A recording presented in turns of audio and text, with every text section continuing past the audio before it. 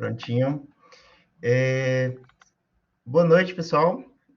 Hoje a gente vai dar início aí, né, a mais uma das palestras da 11ª Semana de Engenharia do Sudeste da Bahia. A gente sabe que hoje, né, a construção civil agrega aí um conjunto de atividades com grande importância para o desenvolvimento econômico, social brasileiro e influencia diretamente na qualidade da vida da população e também na infraestrutura física e econômica do nosso país, né? E essas características, elas trazem muita complexidade, principalmente, né, porque ela movimenta aí um amplo conjunto de atividades que tem impacto em outras cadeias produtivas. E muitas vezes, né, esses processos praticados na construção civil são considerados de baixa produtividade, baixa qualidade, né, pouco industrializado. E o evento ele vem com a intenção exatamente de discutir, né, os processos produtivos atuais da construção civil e as inovações que estão sendo criadas em torno desse processo para conseguir entender como alcançar níveis de produtividade, qualidade, redução de custos, né? E em termos de investimento no setor. A gente vem discutindo aí desde a segunda-feira, né? Desde o dia 6/11, alguns temas importantes relacionados a esse conteúdo. E hoje, né, o Centro Universitário de Excelência UNEX, Campus de Vitória da Conquista, por meio do curso de bacharelado em Engenharia Civil, realiza, né, mais um dia da nossa 11ª Semana de Engenharia do Sudoeste da Bahia, que vai até o sábado, e tem a temática Recriando Agora. A gente tem a honra de receber hoje, né, duas palestras aí muito importantes. A primeira, de tema Crescimento Profissional na Engenharia, Faz Teu Nome, e a segunda, às 20h30, avaliação da reatividade química de resíduos de marmoraria em matrizes cimentícias. O nosso primeiro palestrante de hoje possui mestrado em Educação Matemática pela Universidade Estadual de Santa Cruz, UESC, especialização em mídias educacionais pela Universidade Estadual do Sudeste da Bahia, UESB, licenciatura em Matemática pela Universidade Estadual de Santa Cruz, UESC, bacharelado em Engenharia Civil pela Faculdade de Tecnologia e Ciências, FTC, está especializando em Engenharia de Estruturas pela Unigrade, possui cursos de aperfeiçoamento em diversas áreas, como elaboração de projetos, lógica, gestar, coordenação, dentre outros. Leciona há mais de 13 anos, tendo experiência em educação superior, foi professor das faculdades FTC, FACE, FASAG e outras, onde ministrava disciplinas da área de exatas. Atualmente é professor da Rede Estadual de Educação da Bahia e exerce a profissão de engenheiro civil. Mais uma vez, seja muito bem-vindo à 11ª Semana de Engenharia do Sudeste da Bahia, e eu passo a palavra para você, professor Abelardo Lobo Souza, ou Big Lobo. Olá, olá. Rapaz, tá sabendo mais de mim do que minha própria esposa. Né? Um grande currículo. E aí, todo mundo tá. Vamos nessa. Acho que a parte inicial, todo mundo já ouviu, né? Foi o que eu falei a vocês sobre Faz Teu Nome. Foi dizer a vocês que muitos de nós esperamos nos formar para se intitular: eu sou engenheiro, eu sou um dentista, eu sou um médico, eu sou um advogado. E, no entanto, nosso comportamento já precisa ser antes mesmo de nós termos. Eu preciso ser antes de ter. Antes de eu ter um diploma, antes de eu ter um nome, antes de eu ter uma certificação, antes de eu ter um grande escritório, antes de eu ter uma grande empresa, eu preciso me comportar como tal. Eu preciso plantar e ter ações que correspondem ao meu futuro. O que eu penso em ser lá na frente, eu tenho que começar a agir agora. Eu vou começar a plantar igual o vasilho de planto agora para colher depois. E esse comportamento nosso tem que ser referência. Alguém tem que bater um olho em você e dizer: rapaz, aquele jovem tem futuro, essa vai ser uma grande engenheira quando se formar, esse vai ser um grande engenheiro quando se formar lá na frente. O nosso primeiro avaliador na faculdade, os professores, eles nos avaliam muito mais pelo que nós somos, pela prova que fazemos.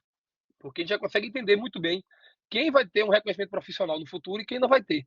Apesar de termos algumas surpresas. Mas o comportamento já diz muito sobre nós mesmos.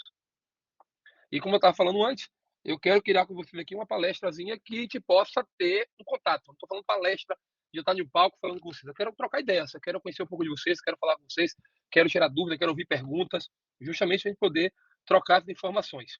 Vamos nessa, galera? Me dá um ok, todo mundo aí, fala oi, ouvi, tô junto, vamos fazer o nome. Tudo certinho, bora fazer nosso nome aí.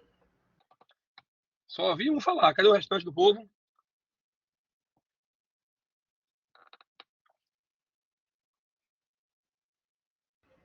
Podem ficar à vontade, ligar o áudio, vamos participar. Felipe, será que saiu você sozinho aqui, não, né? Será possível? Ó, a gente está com 57 integrantes aqui em Conquista, hoje é feriado e a galera está aí É isso sedenta aí. por conhecimento. Parabéns pelos participantes aí, por dedicar nessa quinta-feira à noite aí para participar desses dois eventos aí tão importantes. Quem não abriu o áudio e falar comigo, eu vou achar que deve estar no barzinho uma hora dessa e ligou aí essa apresentação só para marcar presença. Feriado em Conquista. Tá ok, professor.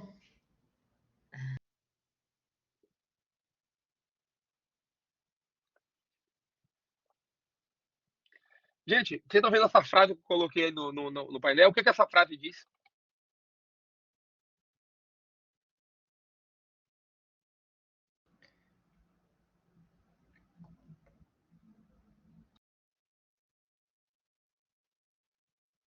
Essa frase diz: sucesso é uma decisão. Aí eu pergunto a vocês já tomaram essa decisão na vida de vocês? Vocês já entenderam que sucesso é uma decisão e essa decisão não pode ser dada por ninguém.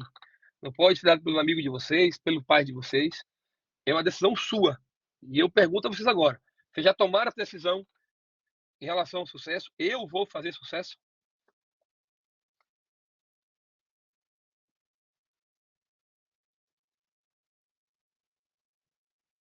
Eu acredito que a projeção saiu, vocês podem seguir aquele processo de novo.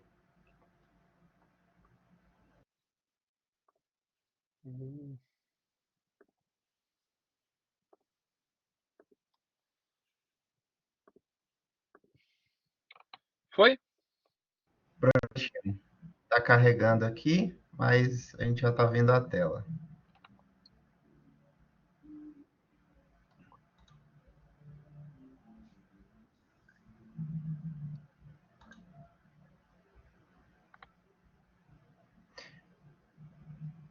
Para a gente dar Carregou? uma frase em inglês, clicar para sair da tela cheia. Não. Ainda? Voltou. Acho que quando clica em apresentação está sumindo. Vamos tentar lá novamente. Apresentação de slides ali. Então, qualquer coisa eu deixo assim e aumenta aqui a tela, a porcentagem. Aí Consegue agora a ver gente está agora aí? vendo. Tá vendo. Dá para ver tranquilo? Dá para ler? Tranquilo, tranquilo. Pronto. Foi essa Sucesso é frase uma que eu perguntei a decisão. vocês. Foi isso que eu perguntei a vocês. Sucesso é uma decisão. E eu quero entender que vocês todos pensam dessa maneira sobre sucesso. E sucesso é uma decisão, sim, sua. E eu quero saber de vocês se já tomaram essa decisão ou ainda estão esperando o quê para tomar essa decisão.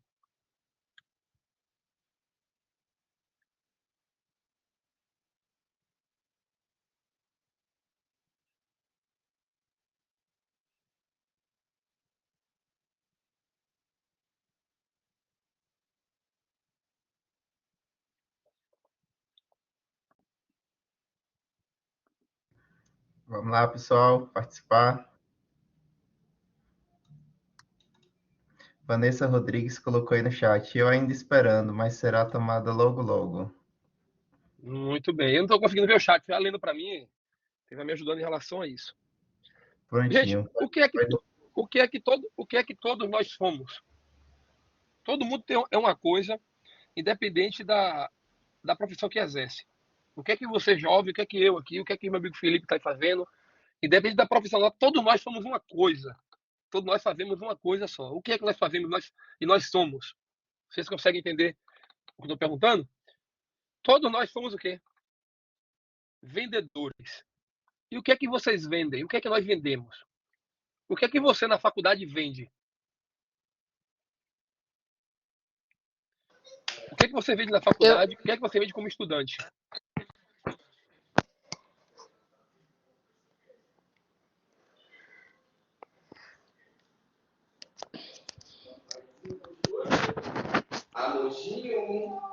Professor?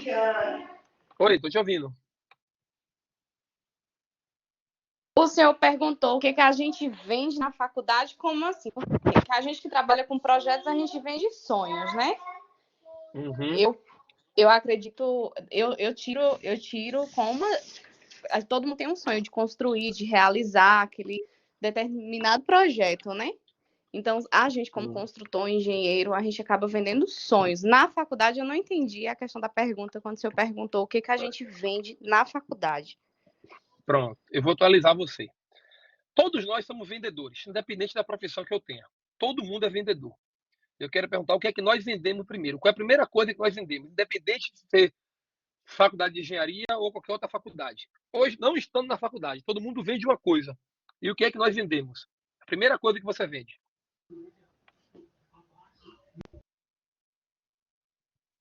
Nossa imagem, professor?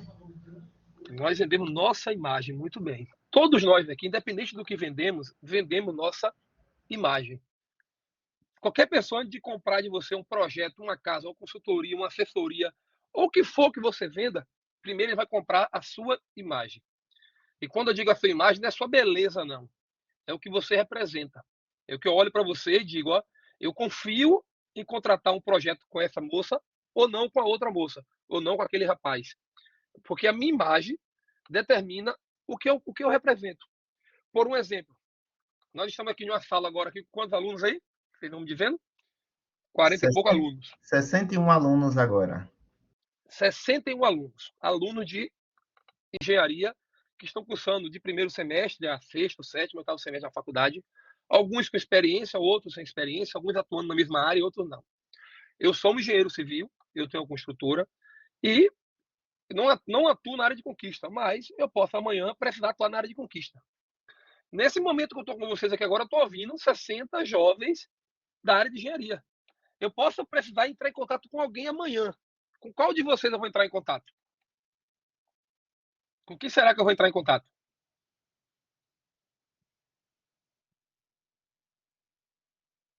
Eu vou entrar em contato com quem? Com essa pessoa que mais se identificou comigo aqui, que mais conversou comigo, que mais participou da apresentação, que mais perguntou, que deixou sua câmera ligada, que me marcou por alguma coisa. Então, vocês, durante a faculdade de vocês têm aí cerca de 4, 5 anos para marcar a vida de pessoas na faculdade e fora dela.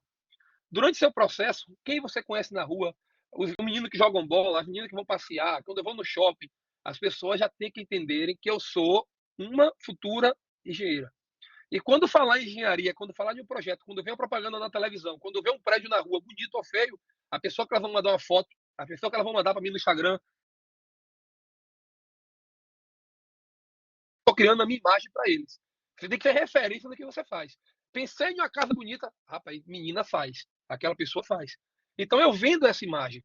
Mas se você não prepara essa imagem para seus clientes, para seus futuros clientes, infelizmente eles não vão lembrar de você, vão lembrar do outro. Vão lembrar do outro. Igual a pergunta a vocês. Quando você ver um bom projeto, você lembra de quem? Vocês vão lembrar de algum professor da faculdade que marcou vocês, ou algum engenheiro famoso da sua cidade, ou alguém da internet, do Instagram, porque essa pessoa marca você com qualidade dele. Você não passa por essa situação?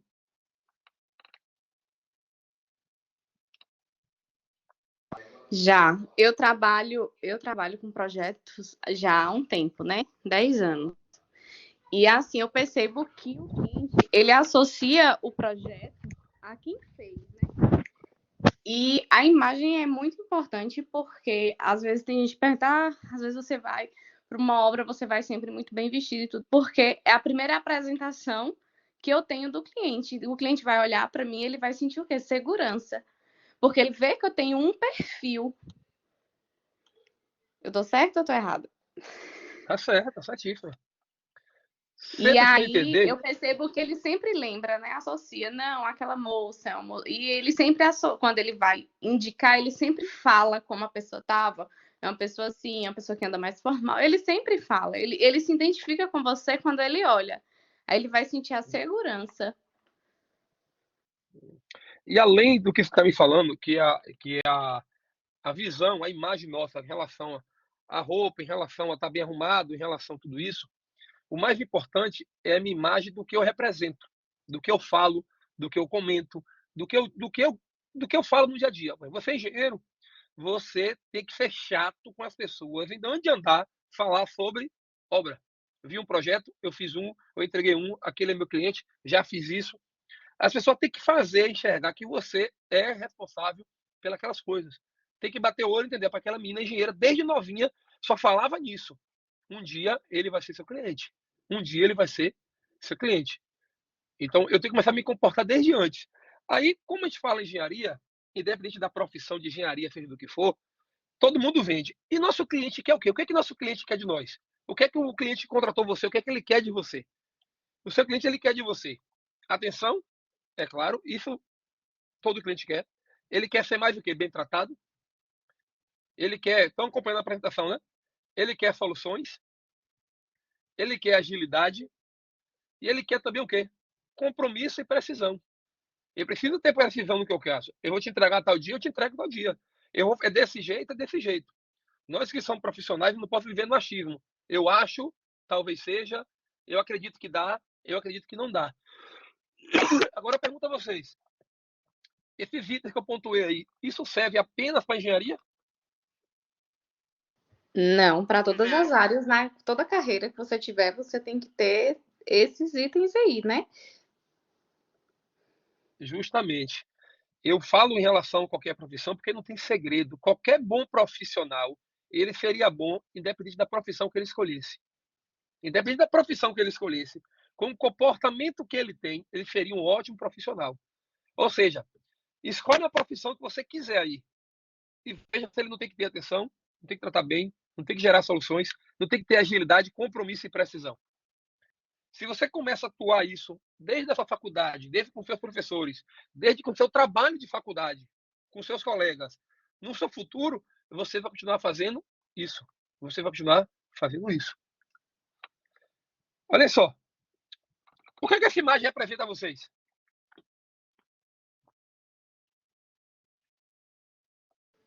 Um processo para se ter uma ideia? Um processo para você ter uma ideia. Eu pergunto a toda a minha turma quando dou uma palestra. Como é que eu tenho boas ideias?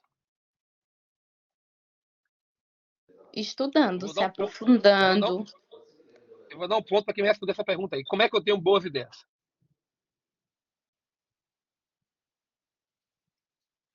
Tá valendo ponto, viu?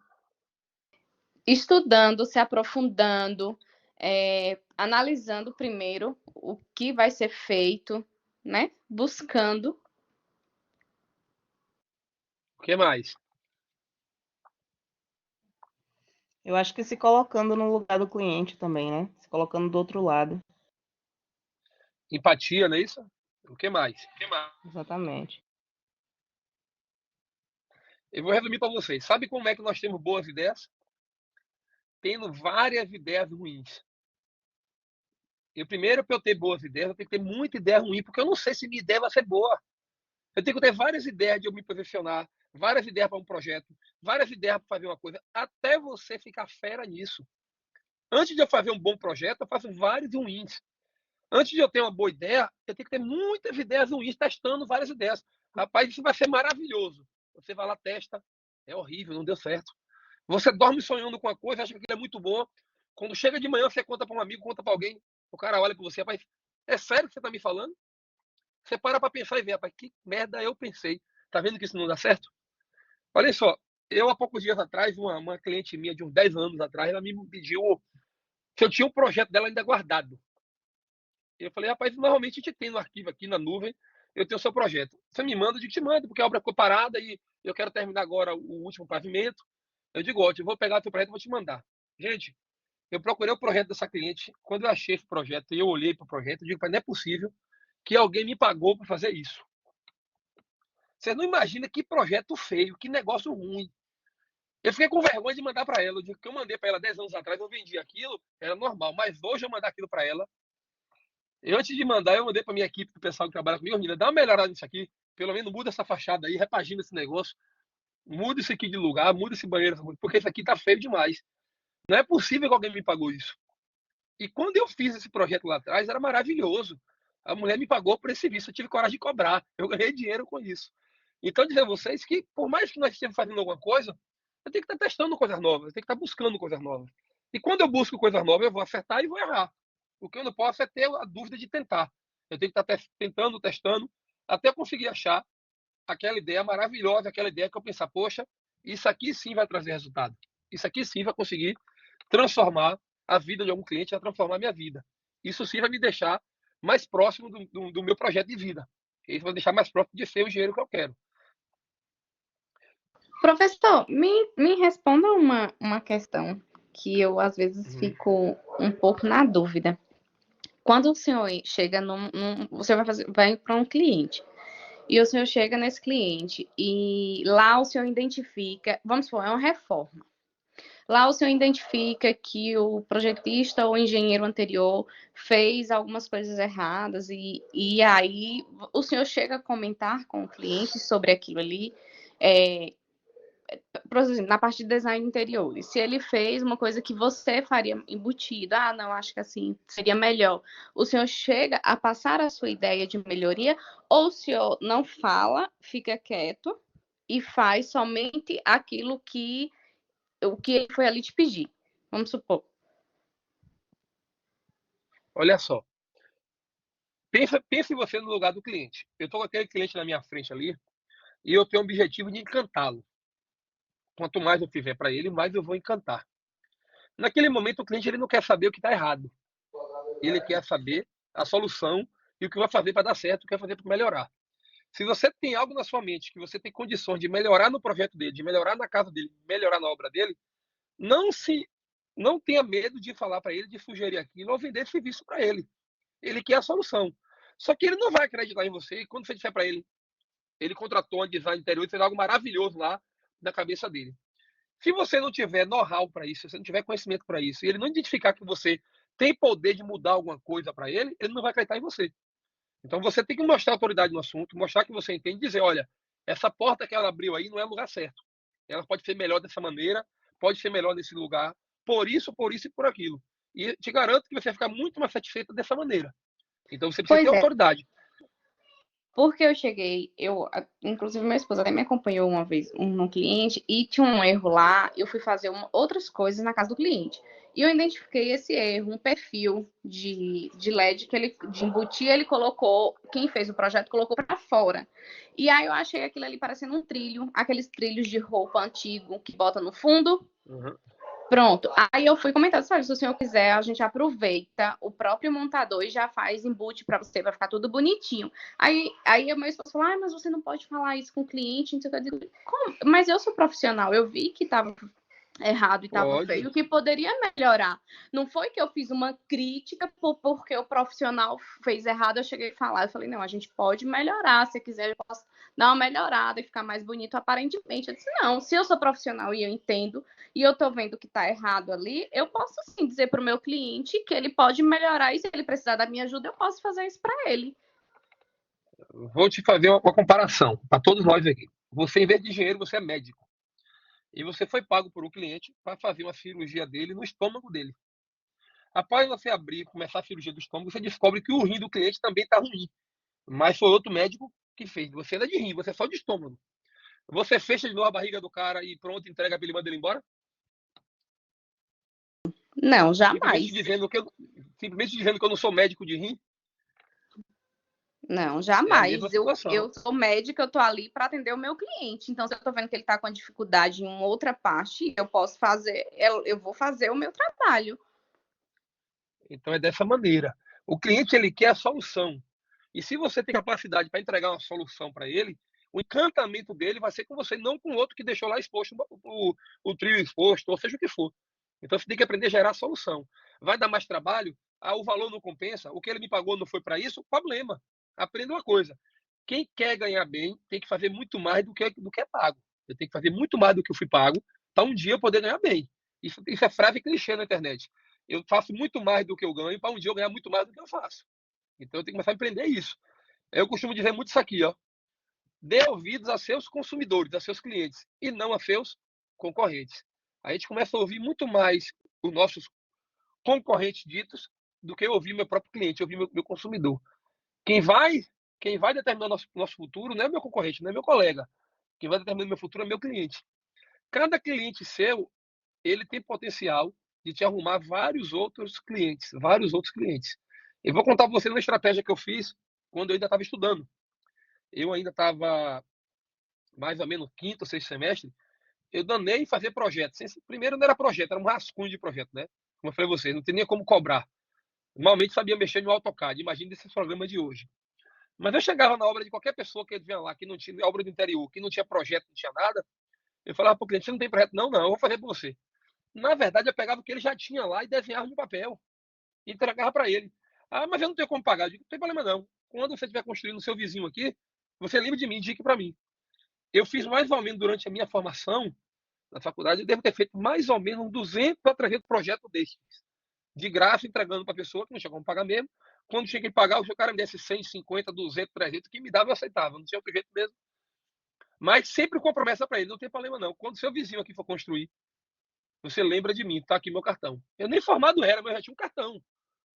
Eu não era formado, mas já tinha um cartão. E garanto a vocês que desses 200 que eu fiz projeto, eu consegui multiplicar para mais de 1000 projetos só com essa estratégia de eu fazer meu nome antes mesmo de eu ser engenheiro.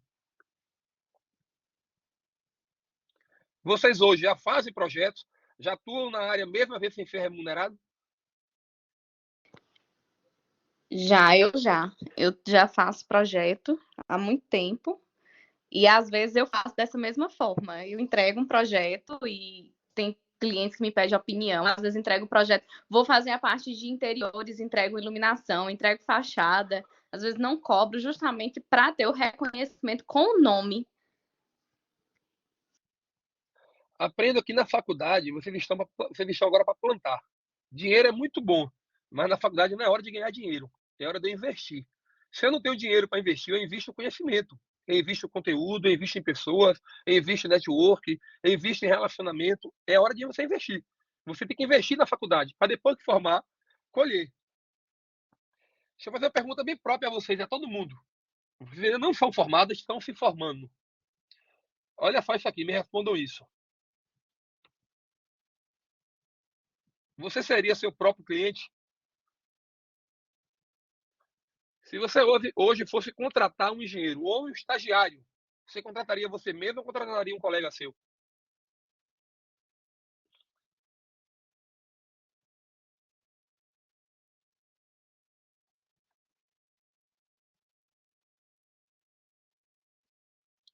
Cadê o silêncio aí? Que silêncio é esse?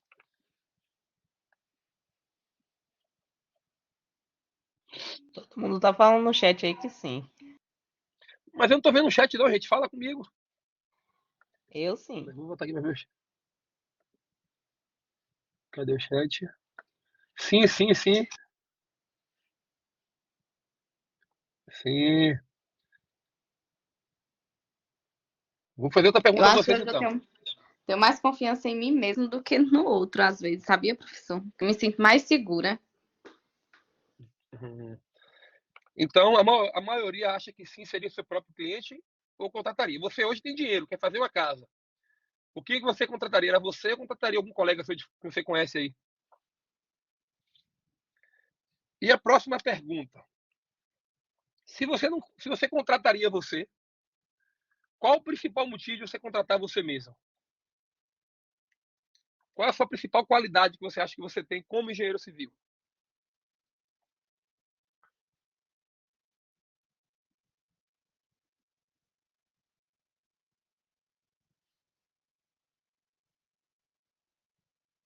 Pensaram? E vou mudar a pergunta do mesmo jeito. E se você contratasse outra pessoa, qual seria o principal motivo de você contratar outra pessoa em vez de você mesmo? Falta de conhecimento, falta de tempo, falta de atenção, ou ainda tem dúvida, ainda se sente seguro no mercado?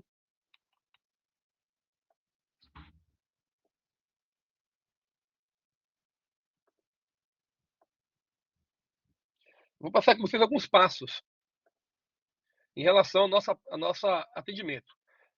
Atitude para um bom atendimento. O que é que você precisa ter para ter um bom atendimento, independente da profissão que você faça? Você que vende sapato na sapataria, você que trabalha na farmácia, e você que é engenheiro, você que é médico, advogado, seja qual for a profissão. Qual é o primeiro ponto que nós temos? A postura. Eu tenho que bater o olho em você e entender. Esse rapaz é engenheiro, esse rapaz não é engenheiro. Esse rapaz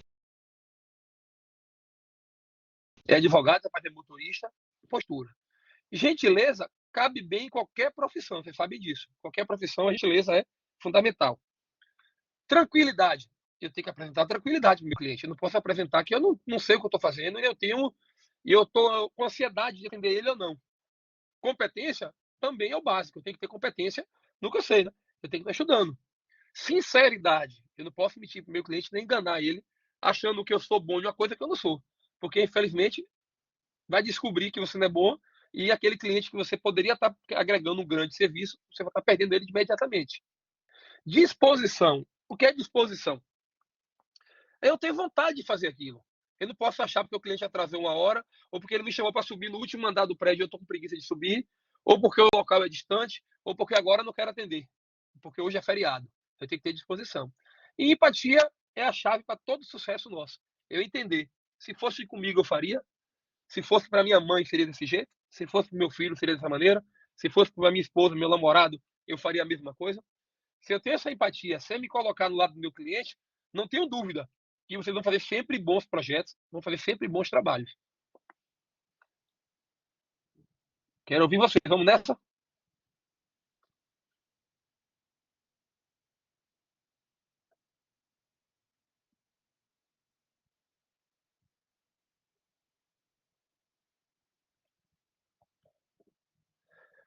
Gente, olha que coisa simples. Quem vende também o quê? Também compra.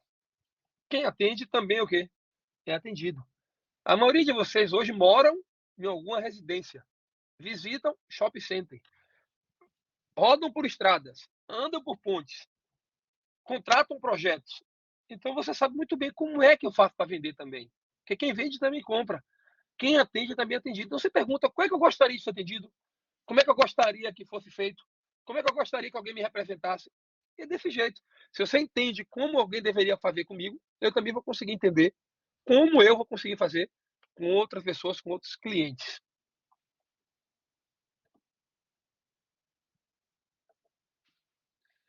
Vocês estão vendo essa imagem? Nessa imagem eu tenho várias pessoas praticamente iguais.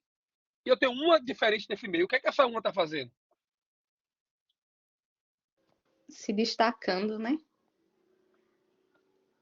Tem uma que está se destacando. Eu vou parar aqui a apresentação. Como é que eu paro a apresentação aqui? Alguém me ajuda? Acho que é. Aqui, Tem um botãozinho no stop, isso. Achei aqui, pronto. Eu parei a apresentação para eu ficar aqui. Eu quero ver vocês de novo, vou ouvir agora vocês. O que é que você tem feito na sua vida para se destacar dos iguais? Aqui agora eu tenho de novo. Quantos alunos tem aqui? Me ajuda aí. Onde é que eu olho isso? Agora nós 76. estamos em 73. 76. 76. Ou seja, é gente pra caramba, né? Gente pra fazer igual a popular baiana, é gente pra cacete. Como é que eu me destaco dos 76 que vocês têm aí? 76 futuros engenheiros. Como é que eu se destaco? Como é que eu faço diferente para ser notado? Acho que sendo Dialogue Procurando consigo. inovar sendo diferente dos 73, sendo proativo, sendo uma pessoa comunicativa. Fala aí, gente. tentando inovar nas Eu minhas ações, tentando fazer algo novo para meus clientes, as pessoas que estão em minha volta. Sim, tudo isso está ok. Tudo isso está ok. De novo, você tem aqui 76 pessoas. Eu quero contratar um engenheiro amanhã. Eu tenho 76. Aqui não tenho tempo de ler currículo. Eu não tenho tempo de ninguém me indicar. Eu não tenho tempo de ver uma casa de vocês, um projeto de vocês. Não tenho tempo de nada. Não dá tempo. Eu estou vendo vocês na hora de uma aula, de uma mini palestra. Quem de vocês é o contrato? Os que estão participando. É, exatamente. Participando como? Conversando, dialogando. Interagindo, né? Gente, lembrem sempre. Eu tô dando esse exemplo aqui, mas a nossa vida é uma corrida. A nossa vida é uma passarela. Eu chamo atenção em todo lugar, em qualquer lugar que eu vou.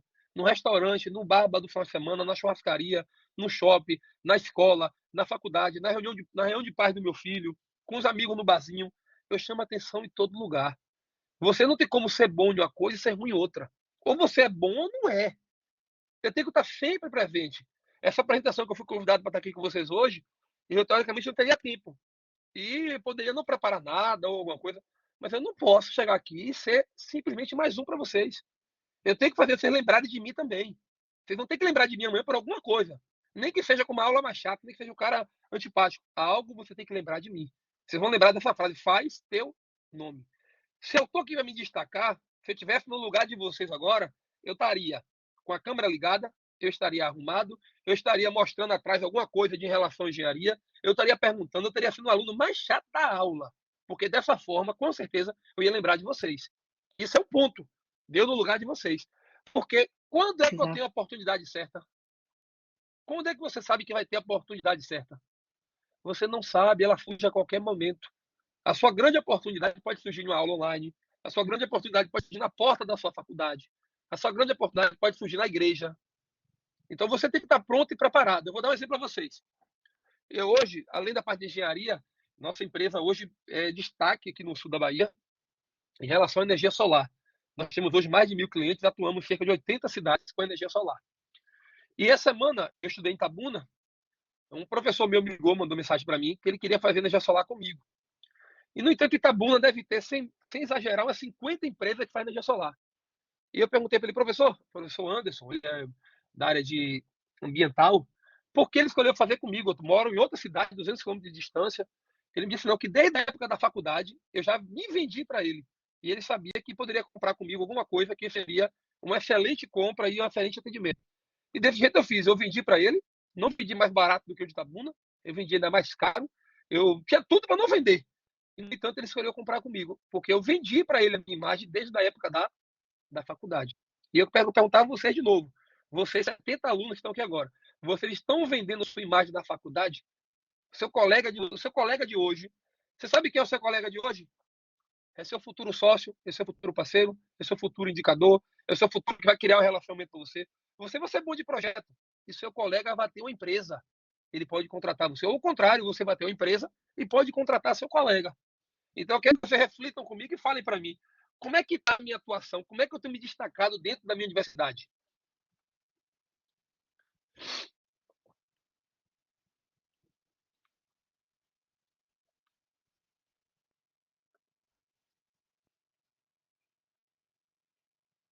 Estando pronto, professor, para as oportunidades que irão chegar? Olha, é uma frase legal, estando pronto. Agora, como é que eu estou pronto? O que é que eu faço para estar pronto? Eu acho que é com comunicação, através da comunicação. Por exemplo, eu tenho feito muitos contatos na faculdade e nos grupos eu observo, né, muito quem realmente participa, quem realmente faz os trabalhos, quem realmente que eu vejo ali que realmente se dedica e tudo. Você lembra que antigamente você encontrava alguma pessoa e pedia para ele, me dá seu cartão de visita ou me dá teu currículo? Não era assim? Hoje a pessoa te pede o quê?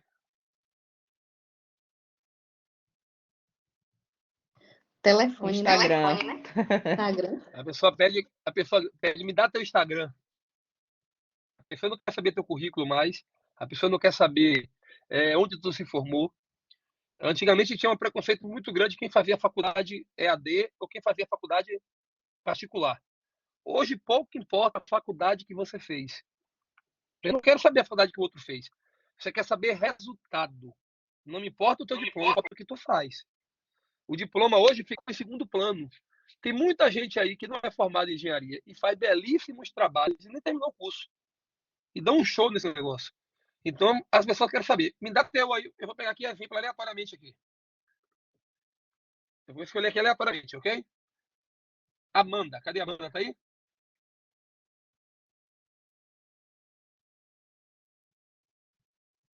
Amanda?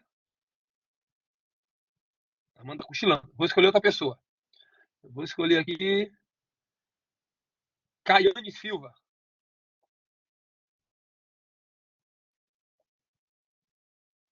Tô aqui.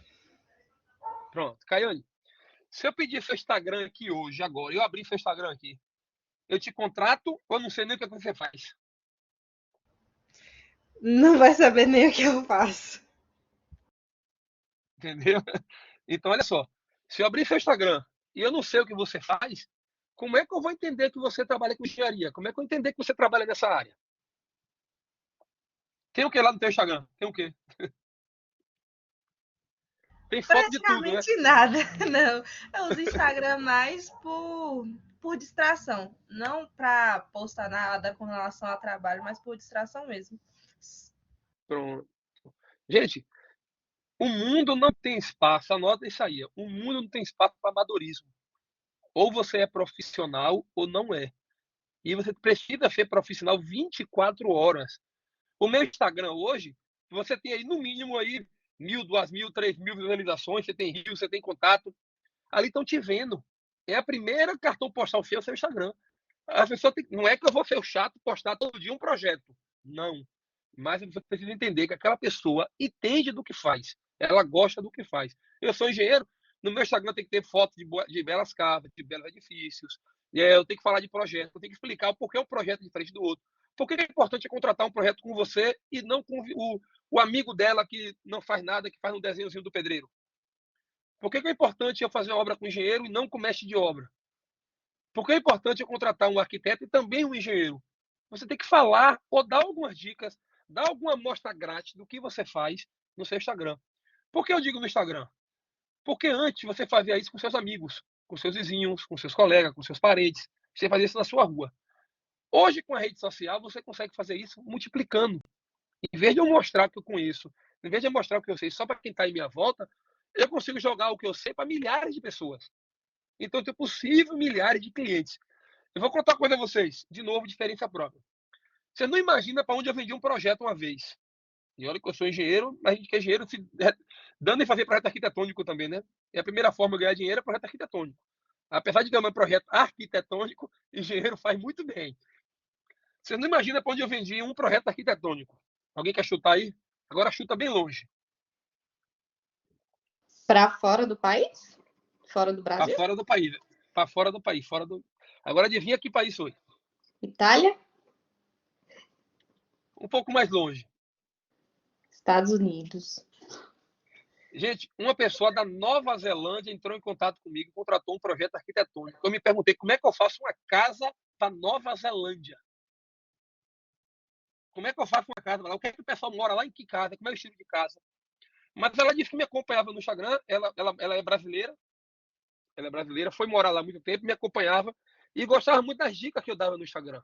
Eu até mudei meu perfil um pouco hoje. Hoje eu falo menos de engenharia, eu dou poucas dicas, mas quando eu estudava na faculdade, eu criei uma meta minha, que eu tinha que fazer pelo menos 3 postagens por semana sobre conteúdo de engenharia.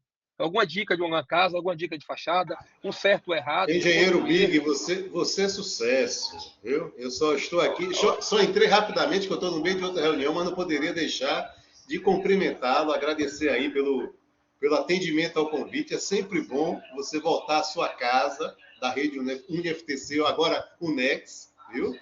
E muito obrigado aí, viu? Professor, a honra é minha. Gente, vocês conhecem, ele foi meu professor, foi uma das minhas inspirações na faculdade, o professor Flávio. E, professor Flávio, eu estou falando para esses jovens aqui agora, o quanto é importante eles já representarem o que eles querem ser desde já. Eles já mostraram o sucesso, já mostraram esse futuro. Eu citei exemplo aqui agora de você e do professor Anderson. E o professor Anderson hoje é meu cliente. Estamos instalando já falar na casa dele em Itabuna. E eu estou falando que essa relação é construída desde a faculdade. Você precisa construir relações, network, contatos e mostrar o que você vai ser antes de ser. Você precisa se comportar desde já. E muito obrigado, como sempre, pela oportunidade. Conte comigo.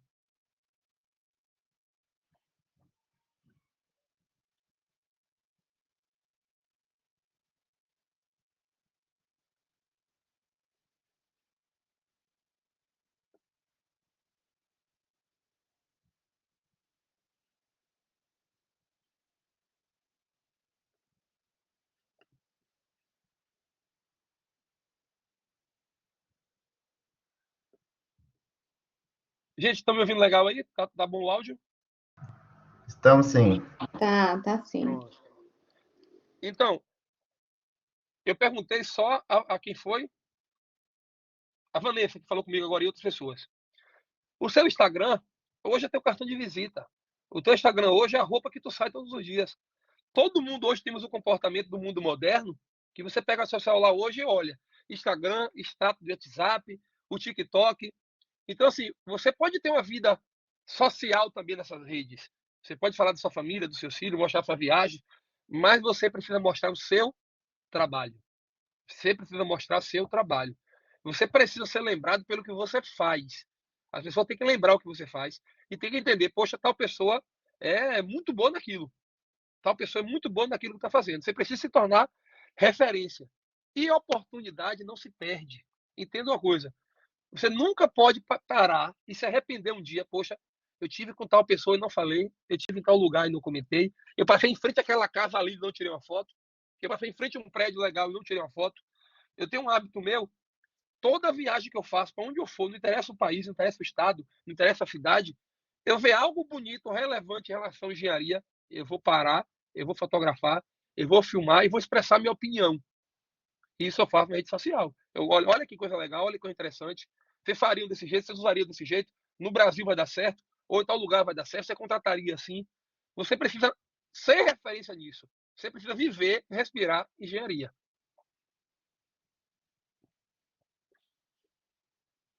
Vocês querem falar comigo mais alguma coisa? Querem perguntar? Eu posso voltar para a apresentação?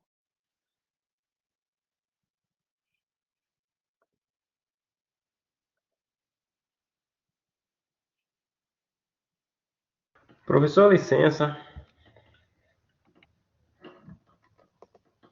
Me ouve?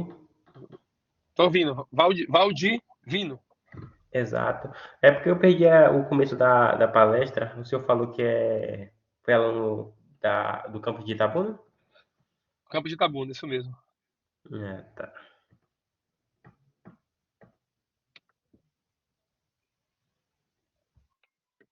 Deixa eu ver. Aí que eu vou apresentar novamente. Já estou compartilhando a tela aí? Ainda não, acho que está carregando.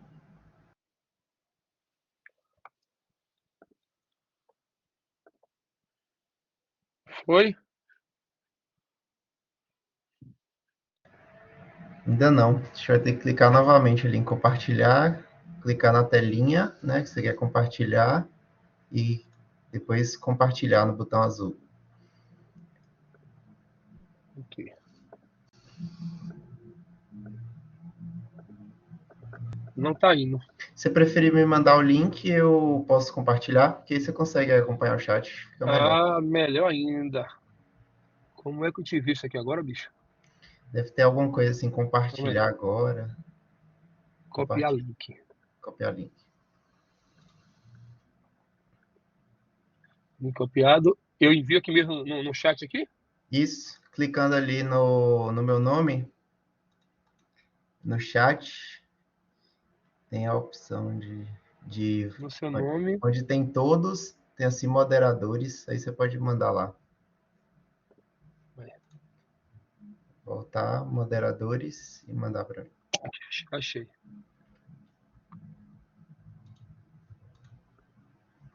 Aí eu clico em enviar link. Isso. Ctrl V. Achei aqui. Vê se foi aí, se abriu. Precisa de acesso, eu vou solicitar o acesso, aí só liberar. Aí vai para o seu e-mail. Venha liberar no meu e-mail, É. Deixa eu ver. Mas aqui acho que eu consigo tirar o acesso.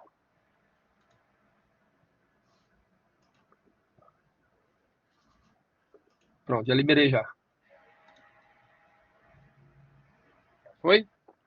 Foi. Ótimo. Agora você.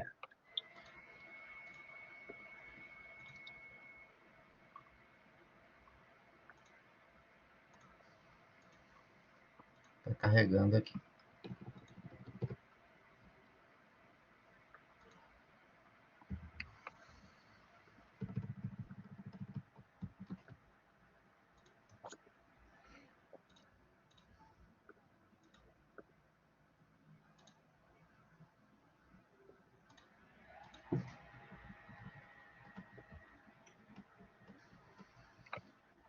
Ótimo. Coloca para mim aí. Passa um pouquinho.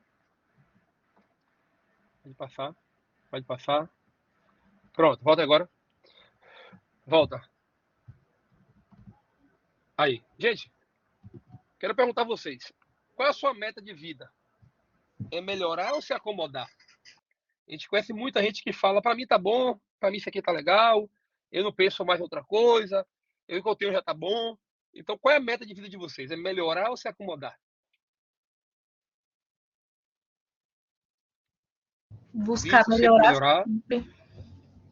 Olha, tô gostando de ver agora, a galera já tá respondendo, já tá comentando.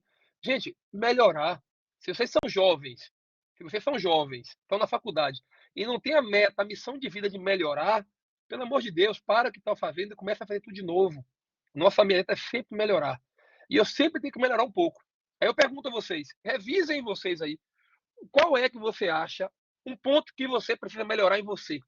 Como pessoa, como engenheiro, como tudo. O que é que você acha que você deveria melhorar? Se quiserem compartilhar comigo, fique à vontade, não tem problema não. A gente é um pouquinho de psicólogo também. O que é que você acha que você deveria melhorar?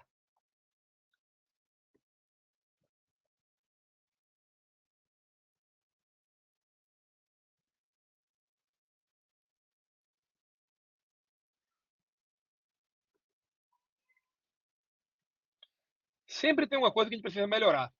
Na vida da gente, na vida acadêmica. Pode ser o meu planejamento, pode ser a minha organização em relação a estudos, pode ser minhas metas em relação à execução, pode ser os meus objetivos como engenheiro. Às vezes a gente pensa muito pequeno, a gente pensa muito pequeno mesmo. Você não tem noção como você precisa pensar grande. Vocês estão pensando pequeno, então pensa grande. Pensa como eu posso assim alcançar sem limite. Não pensa miudeza não. Pensa um negócio grande. Já que é para sonhar, não dá trabalho nenhum. Sonho é grande. Passa um pouquinho aí, Fê, por favor.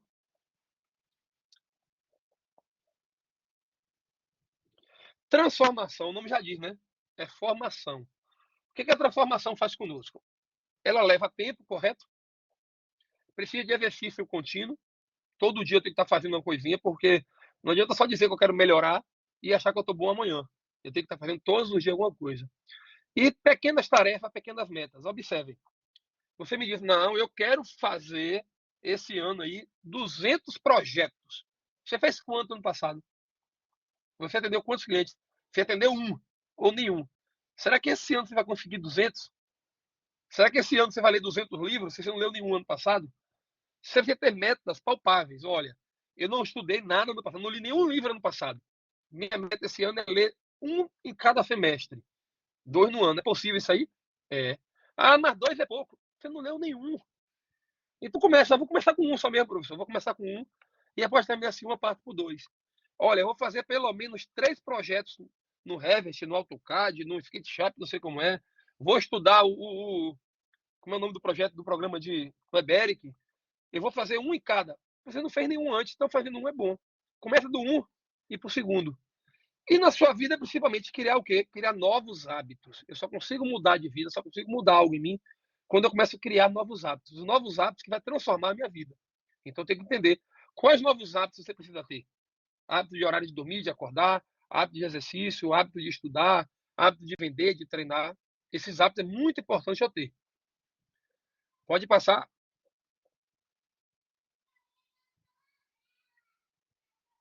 Métricas, números e resultados. Como é que eu sei que eu estou melhorando? Quando eu consigo mensurar o que eu faço.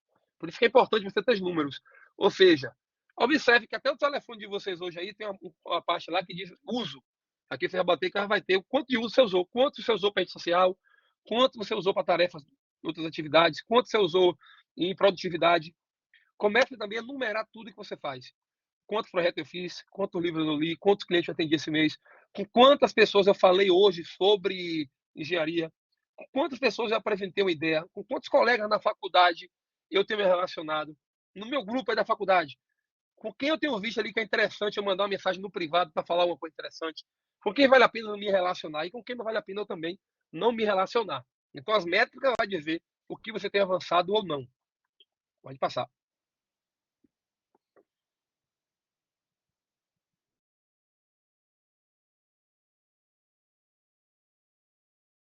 Essas ações, a motivação necessária. Vocês querem ver uma pergunta? Quem aí já pensou em fazer dieta? Acho que todo mundo já pensou em fazer dieta. Ou quem já foi para uma academia malhar e ficar forte? Você não faz a dieta hoje, sobe na balança amanhã. Não vai mudar. Mas você começa a ter novos hábitos. e começa a gerar novos hábitos, começa a fazer as coisas acontecerem. Depois de um mês e meio, você sobe na balança e descobre que perdeu 2 quilos. Aquilo brilha seus olhos, porque a sua ação começou a gerar motivação. O que gera motivação é resultado. Quando eu tenho um resultado, eu começo a ter motivação. Eu vou tendo um resultado e cada vez eu vou estar ainda mais motivado. Então, comece a entender. Aquele cliente que tu deu atenção, que tu nem imaginava, te ligou. Aquela outra pessoa que você falou uma coisa, te gerou um lead, te indicou alguém. Então, isso vai começar a ter resultado e começar a ter através da minha ação, gerando o quê? Motivação. Pode passar. Vocês ouviram falar disso aí, síndrome da Gabriela? Aí tem alguém na aula aí que diz, professor, você quer que eu mude? Você quer que eu seja simpático? Você quer que eu seja educado? Você quer que eu fale com o cliente? Você quer que eu faça de graça para alguém? Mas eu não sou assim, não. Eu sou desse jeito. Eu sei que vocês são jovens, mas já vestiu a síndrome da Gabriela, que é aquela música, eu nasci assim, eu cresci assim, eu vou viver assim. A pergunta é, e você precisa mesmo ser assim?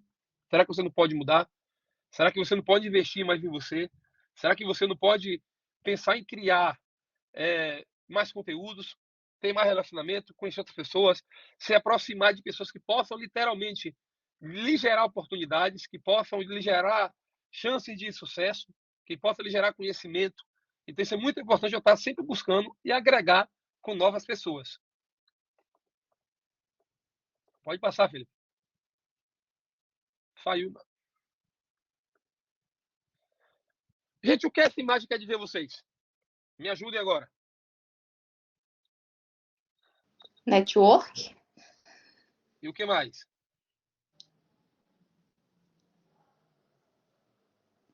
Acho que é rede de contatos, né? Ô, Felipe, anota aí. Só a Vanessa vai ganhar ponto nessa aula de hoje, viu? Professor, não repare não, eu falo demais. Tem que falar. Eu falo.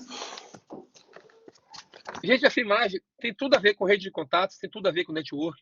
Mas essa imagem está sobreposta com o quê? Com perfil, né? As pessoas, eu percebo que as pessoas... Perfil, né?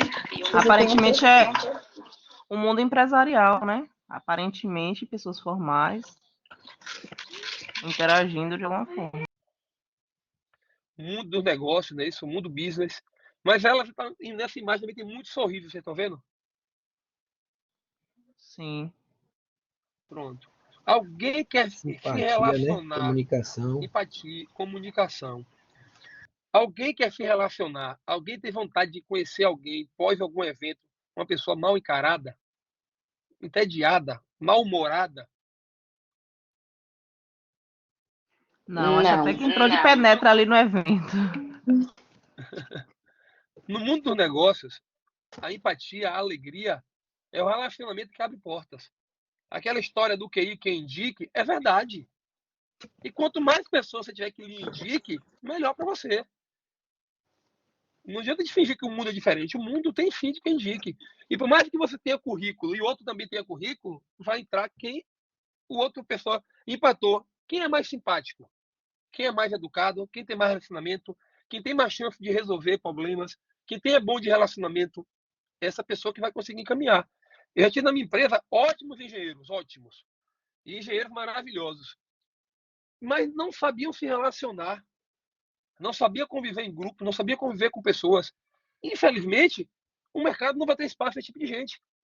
Você precisa amadurecer e entender. Eu preciso me relacionar. Relações interpessoais que abrem portas. Eu tive um engenheiro aqui no escritório que teve um dia que eu tive que pedir para ele, rapaz, eu vou te pagar para tu trabalhar em casa. Vai trabalhar no home office, igual na pandemia, fica em casa direto. Ele é muito bom no que ele faz, mas ele não consegue abrir a boca e tratar com ninguém. Qualquer pessoa que pisa no pé dele virou guerra, virou confusão. E o mercado não quer pessoas assim. A maioria das empresas hoje, para contratar alguém, a primeira pergunta é como é relacionamento com pessoas? Sabe trabalhar em grupo, sabe trabalhar em equipe, sabe respeitar o espaço dos outros, sabe conviver, gera resultado assim? Porque se você não gera resultado dessa maneira, infelizmente, o mercado também não vai abrir a porta para você, não. Professor, sabe o que eu percebi? Que até eu fiquei assim um pouco... Assim, fiquei até pensativa, né, em relação a isso. Meu Deus. Eu percebi assim que eu vejo que alguns engenheiros, acredito que também toda profissão tenha isso, né? eu percebo que eles, às vezes, se acham autossuficientes demais. E, às vezes, quando você chega para conversar, você tem até medo, tem certas pessoas que te passam medo de você dividir alguma opinião, algum conhecimento, porque acaba te assustando. Eu tive duas entrevistas em duas construtoras. E quando eu cheguei lá, eu já trabalho com obra, já vai fazer 10 anos, né? Na construção civil, com a parte de design interiores também. E aí, quando eu cheguei lá, eu fiquei com medo de conversar com o engenheiro, porque ele me passou uma insegurança tão grande, assim, sabe? Ele foi, tipo assim, ele autossuficiente, porque aí depois eu fiquei assim, não acho que as pessoas, cada um tem um tipo de conhecimento que tem que ser dividido, trocado. Ô, Vanessa, isso acontece. Isso acontece muito. No mercado também tem aqueles, desculpa o termo, tem aqueles bostéticos que se acham demais, que se acham que sabe tudo, que se acham que são os bonzão, que acham porque tá trabalhando em uma empresazinha, quer andar com a camisa abotoada até aqui e quer andar mais arrumadinho, que acha que isso é sucesso. Infelizmente, é aquilo que eu falei a vocês. Quem são as pessoas que vocês admiram? Quem são as pessoas que vocês têm como exemplo? Esse não é exemplo. Então, tem muita gente que antes de ser já pensa no ter. Então, esse cara só tem. O que ele tem não é nada. O que ele tem, você rapidinho começa. Eu dou um exemplo para vocês. Eu, antes de me formar, eu procurei um estágio na minha cidade. E um dos poucos engenheiros formados aqui, acho que não dá estágio a ninguém, não, para ninguém crescer e querer um dia tomar nosso lugar. Eu prometi que na minha empresa, quando eu me formasse, eu daria estágio a todo mundo que chegasse. E aqui hoje nós nos orgulhamos de eu ter no mínimo 20 estagiários por semestre. Eu tenho no mínimo 20 pessoas que estagiam com a gente aqui o tempo todo. E uma das minhas gerentes hoje foi uma estagiária. Ela foi estagiária e depois virou gerente. Outra estagiária trabalhou comigo aqui anos, foi embora para a Amazonas trabalhar em outra empresa, porque aprendeu aqui conosco. Então, infelizmente, o mercado tem muito engenheiro também que não, desculpa o termo, é merda. Que se acha demais e não sabe nada. Que é só ter pose e conhecimento pouco. E arquitetos também, viu, professor? Eu vejo que tem muitos arquitetos que, assim, eu sei que todo mundo tem que fazer seu nome, mas tem muitos arquitetos que se acham o suficiente e chega a ser soberbo às vezes, sabe? Eu já tive, eu sou design de interiores. E aí eu percebi que sempre quis menosprezar, você é design de interiores. Eu sou arquiteta, tipo assim, sabe? Só que é como o senhor mesmo comentou, tem pessoas que trabalham na área, até eu tinha colegas que trabalhavam na material de construção, que eu era design de interiores, que tinha mais conhecimento que um arquiteto. Tem, então, tem né? sim. Então, assim, eu me deparo muito com isso hoje. Hoje resolvi fazer o curso de engenharia civil, porque assim, eu vejo que há necessidade de se ter um diploma e dizer assim, mas eu tenho uma formação assim, porque hoje o mercado pede muito isso, porque os próprios profissionais às vezes acabam sendo muito soberbos com isso.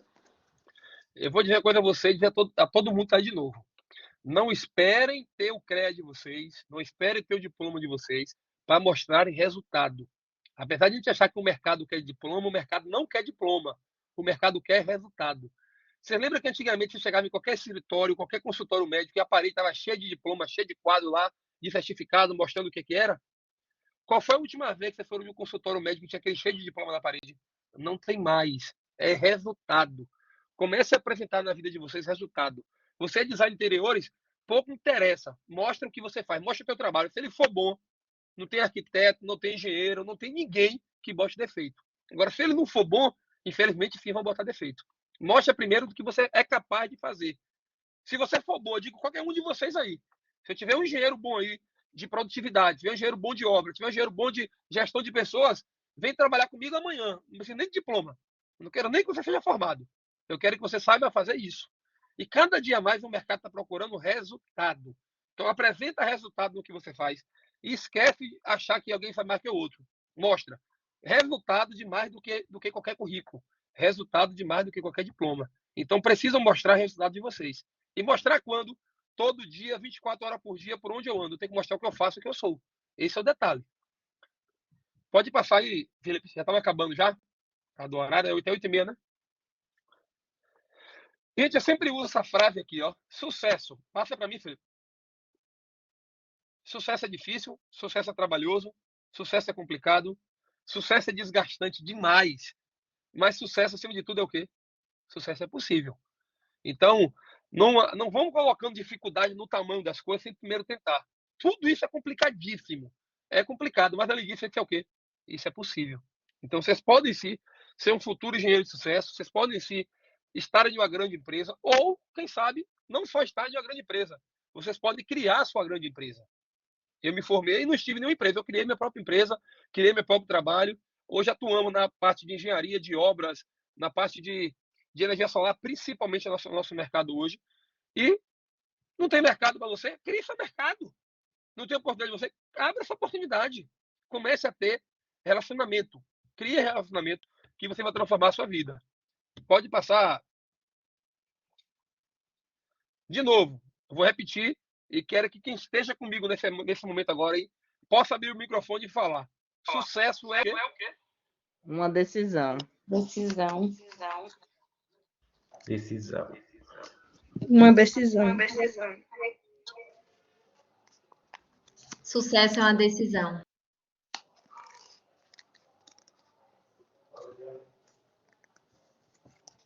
Então, aprender. Sucesso é uma decisão. E essa decisão tem que ser de quem? Sua. Você tem que dizer, eu vou fazer sucesso. Lembra de uma frase que todo mundo aprendeu quando era criança aí, cresceu ouvindo isso? Querer não é poder. Não é assim mesmo? A gente cresceu aprendendo que querer não é poder. Eu vou dizer para vocês hoje, esqueçam essa frase, querer não é poder. Esqueçam isso, apaga da vida de vocês. E agora, se não falar daqui para frente, querer é poder. Querer é poder. E eu quero, eu vou lá e faço. Agora, não adianta querer e só torcer. Tem que querer e fazer.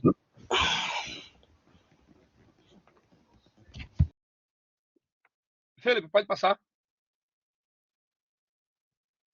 Gente, eu encerro com vocês simplesmente dizendo a vocês aqui, vai lá e faz o quê? E faz teu nome. Para finalizarmos, você pode abrir o microfone e dizer, professor, eu vou fazer meu nome. Eu vou fazer meu nome. Eu vou fazer meu nome. O senhor vai ouvir falar aí. Vou pedir desculpa aqui.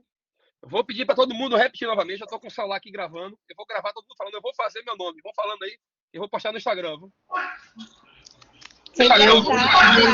Eu vou fazer. Eu vou fazer meu nome. Eu vou fazer meu Eu vou nome. fazer meu nome. Eu vou fazer meu nome. Bora, gente. Eu quero com vontade, com gás. Felipe, você também? Eu vou Eu vou fazer fazer meu meu nome. nome.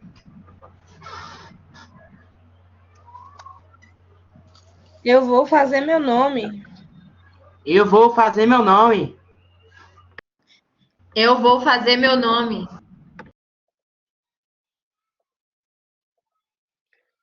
Gente, boa noite a todos vocês. Muito obrigado por dar esse momento com todos vocês. Quiserem fazer alguma pergunta agora, Felipe, pode passar para o último slide. Quiserem fazer alguma pergunta, o que eu quis trazer para vocês aqui hoje foi um pouco menos de engenharia, mas um pouco mais de conhecimento geral, um pouco mais de carreira, um pouco mais de entender como eu posso crescer, um pouco mais de ver como é o mercado hoje em dia, o que é que o mercado procura e como é que eu posso melhorar. Se alguém quiser me conhecer um pouco mais, é só seguir meu Instagram, é bem fácil, big.lobo.faixanome, big.lobo, achem aí. Quiserem tirar uma foto aí, um print da tela aí da nossa apresentação, tire lá, postem, me marquem. Eu teria o maior prazer de estar repostando, estar falando com vocês. Se quiserem tirar alguma dúvida sobre engenharia, também estou à disposição. Se quiserem tirar dúvidas sobre área de carreira, sobre energia solar principalmente, estou aqui para poder ajudar vocês como que for. Hoje é só para alertar vocês. Não fechem também sua cabeça para o mundo extra de engenharia. Eu dizer a vocês hoje. Hoje eu não trabalho só com engenharia. A engenharia me abriu, me oportunizou vários outros empreendimentos. Então hoje eu trabalho com construtora, trabalho com energia solar. Hoje eu trabalho com loteamento, com condomínio. E meu último empreendimento agora é uma academia. Até uma academia eu abri agora justamente de tudo isso. Já fui dono de bar, já fui dono de restaurante de comida japonesa. E tudo isso gerou para mim relacionamento. Quando eu tinha um bar, as pessoas chegavam lá e eu sentava na mesa, tomava cerveja com eles e falava sobre engenharia. Quando eu tinha um restaurante, eu servia eles e falava sobre engenharia. E na academia, do mesmo jeito. Eu tenho academia e o pessoal vai malhar e eu falo com eles sobre energia solar, sobre engenharia. Então, Aprendam a tirar clientes de onde você não imaginar. Você pode tirar seu cliente de qualquer lugar. Você pode encontrar um parceiro, um sócio. Você pode encontrar pessoas que vão somar para sua vida, onde você menos imagina, você vai ter alguém que possa crescer junto com você. Abram sempre a mente. Abram sempre a mente.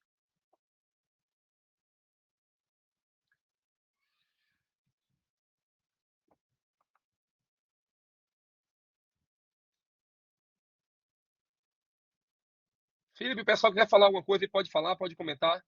Obrigado, professor. Foi ótima. Palestra muito boa, muito motivacional. Obrigado. Então, a gente abre espaço aí para dúvidas, caso vocês queiram, né?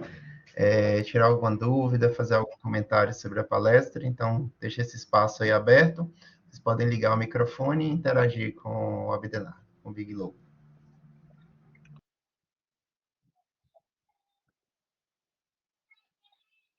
Lembrando que eu estou passando também a lista de presença, tá? Vou pedir que vocês acessem o link e façam o registro da presença de vocês. A gente teve aí 76 participantes, até agora 63 preencheram.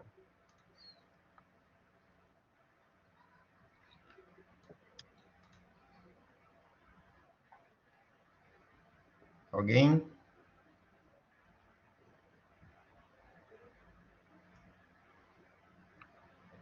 Vou deixar aqui no chat meu Instagram, se alguém quiser seguir lá e conversar comigo.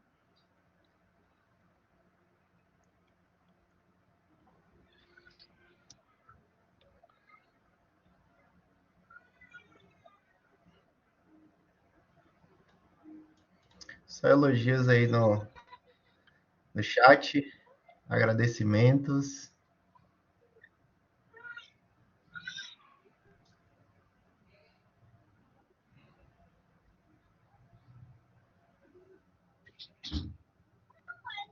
Bom, então, acho que é isso. Gostaria de agradecer ao Big Lobo aí pela excelente palestra, né, por sua presença e por ter disponibilizado, né, este momento aí para interagir com a gente. Tenho certeza que essa palestra motivou, né, tanto a mim quanto as participantes aí. E, novamente, obrigado por ter compartilhado seus conhecimentos com a gente. Valeu, Felipe. Na próxima aí, Deus quiser, faço questão de estar presencialmente. Na próxima presencial, então na 12ª Semana de Engenharia, Big Lobo vai participar presencialmente aí com a gente, né? De um dos nossos workshops ou atividades da Semana de Engenharia. Pronto. Na próxima eu vou levar para essa turma aí como nós podemos ganhar dinheiro sem engenharia, sendo engenheiro.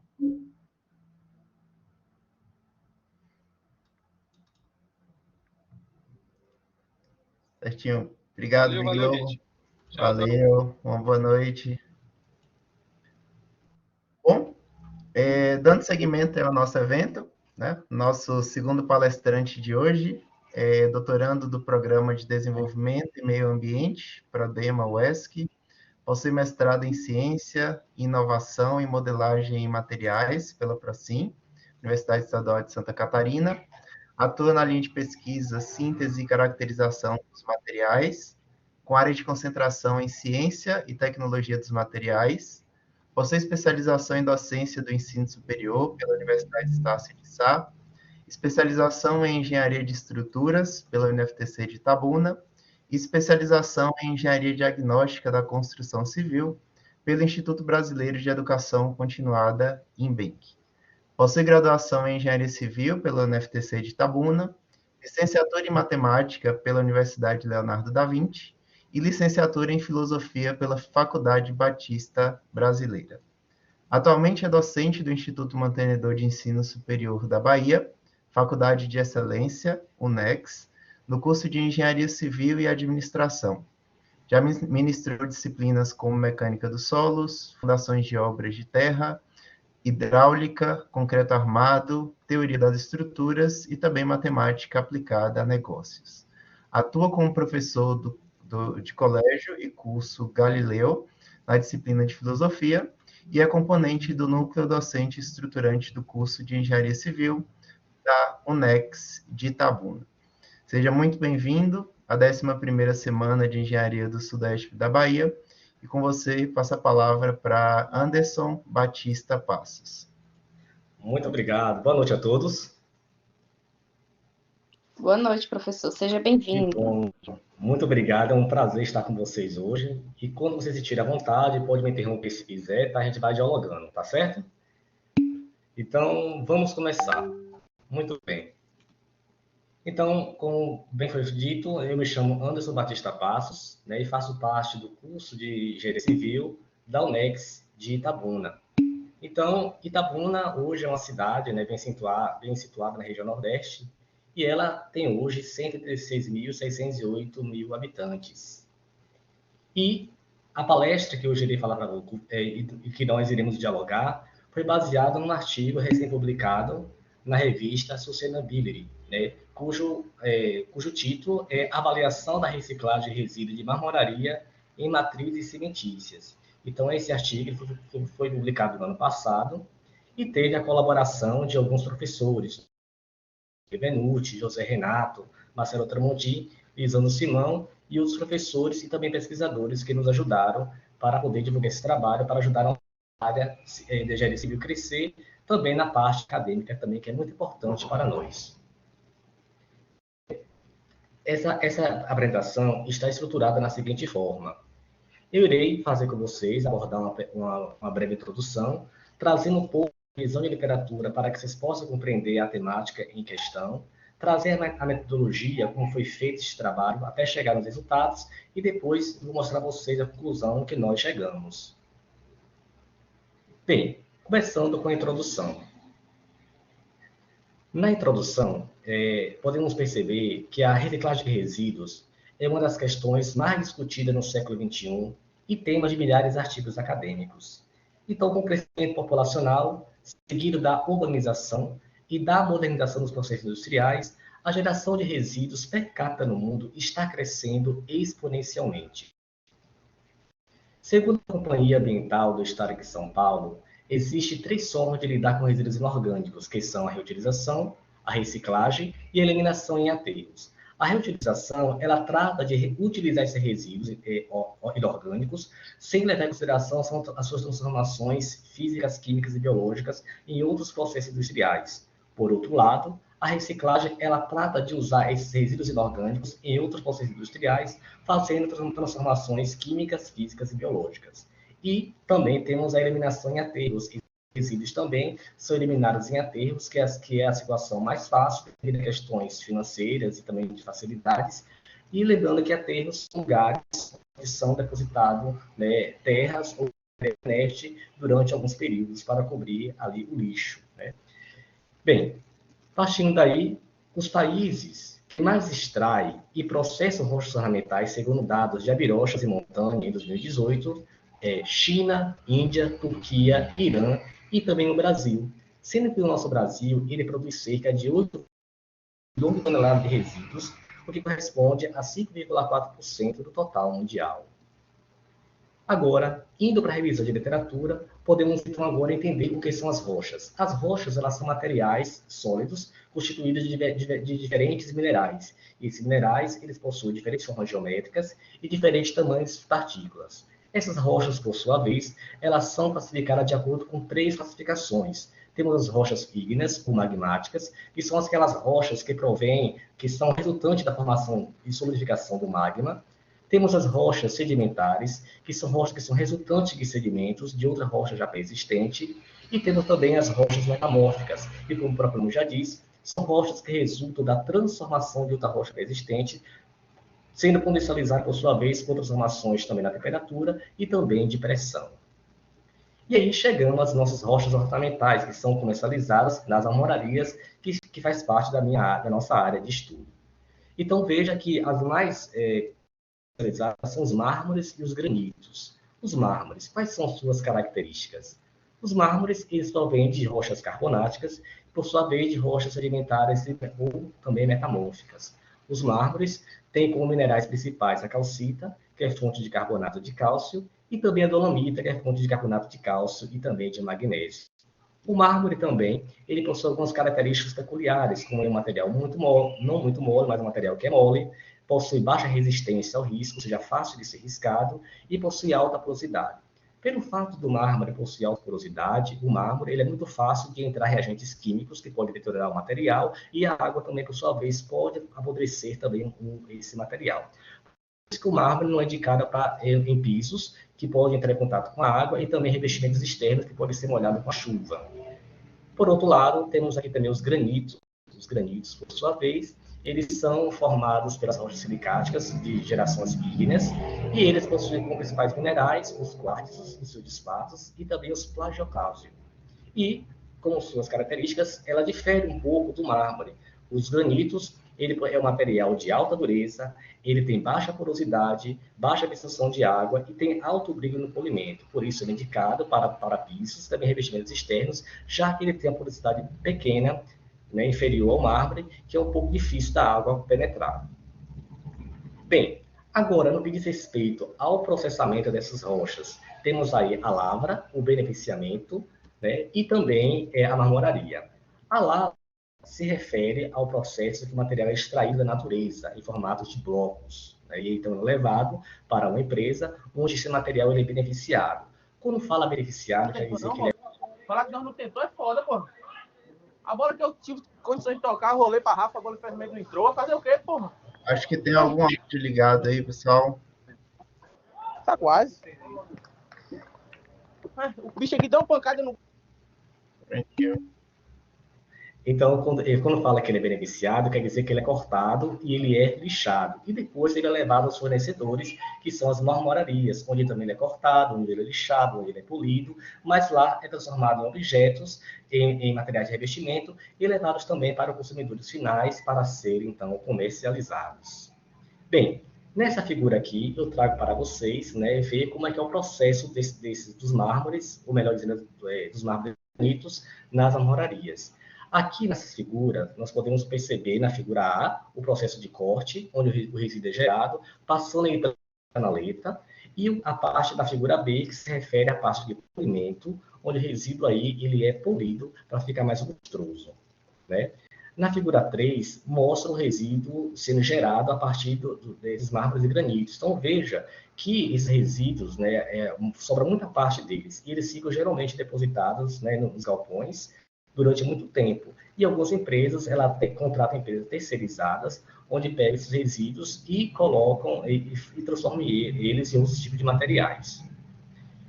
Por outro lado, algumas empresas também, né, em relação ao resíduo de polimento, que sobra um pó, esse pó é um pó muito fino, então utiliza água para esse pó não poder se alastrar em toda a região, porque em algumas situações, né, foi comprovado que causa problemas respiratórios, né, de toda a população que vive ali em torno. Por isso, quando faz o corte de polimento, coloca água para evitar a emissão de partículas.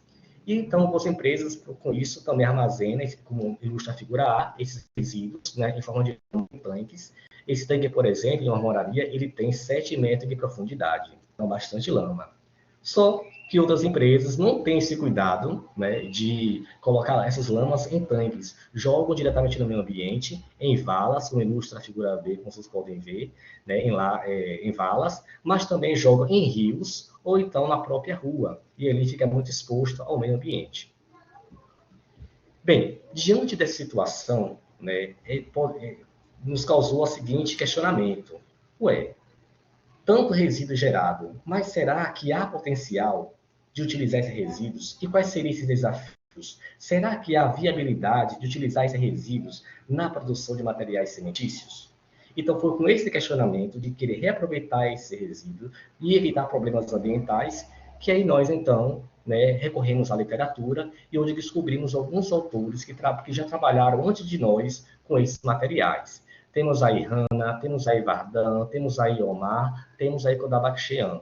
Então, vários autores, e esses 4 autores eu salientei, porque eles trabalharam com resíduos em diferentes processos. Alguns deles trabalharam com pastas cimentícias, outros utilizaram resíduos de matérias cimentícias de concreto, outros utilizaram tamanho de partícula diferente, área superficial diferentes, e outros ainda ficaram depois na dúvida qual era o tamanho de partícula ideal para ser colocada no cimento, e a proporção se é de 10, 20, 50%, ou se há ou não reatividade química desse resíduo para produzir materiais cimentícios. Então, foi nessa linha que nós começamos a trabalhar, fazer nossa pesquisa e tentar descobrir resultados novos, que é o nosso foco, que é justamente ver se há ou não reatividade química desse material quando é incorporado no cimento como adições minerais. Que nós sabemos que o cimento ele é feito de adições minerais, que logo eu irei abordar com vocês com detalhes. Mas o cimento, além do calcário, da argila, do minério de ferro, também é colocado também algumas adições minerais, e é por isso que no Brasil existe diversidade de cimentos devido a essas adições minerais. Então, no lugar de algumas adições, sílica altiva, metacaolina, por exemplo, nós fizemos uma pesquisa utilizando parte do resíduo de mármore como substituto parcial do cimento Portland.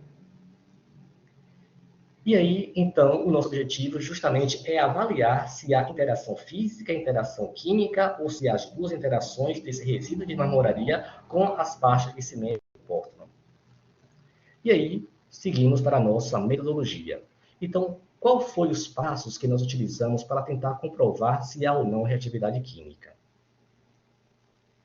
Bem, primeiramente, nós pegamos os seguintes materiais, né? Utilizamos o cimento Portland 5, porque é um cimento que possui que consegue se hidratar em curto período de tempo e tem uma resistência muito alta. Então, para a pesquisa, o cimento CP5 é o ideal, pelo fato que ele possui grande teor de carbonato de cálcio, então ele se hidrata com mais facilidade.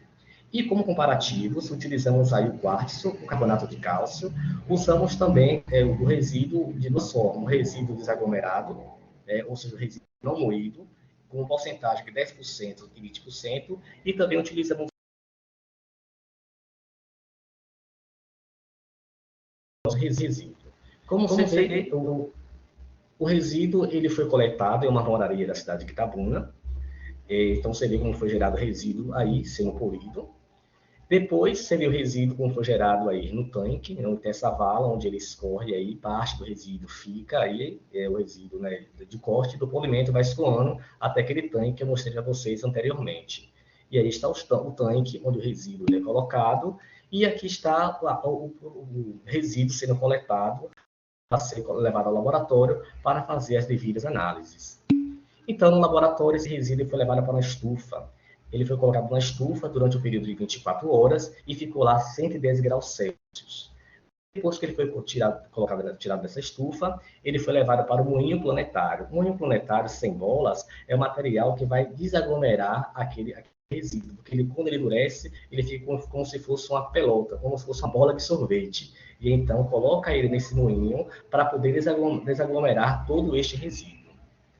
Depois disso, esse resíduo foi colocado no moinho também de mola, com bolas, sendo agitado durante 15 minutos. O objetivo é diminuir o tamanho de partículas para poder comparar com o resíduo desaglomerado. Então, agora nós temos dois tipos de resíduos, o resíduo desaglomerado e temos agora o resíduo moído com tamanho de partículas menores para poder fazer a devida comparação. E aí, esse resíduo, para ficar mais refinado ainda, passam ele numa peneira, para poder ficar com um tamanho de partícula semelhante ao do cimento, que é menor de 45 micrômetros.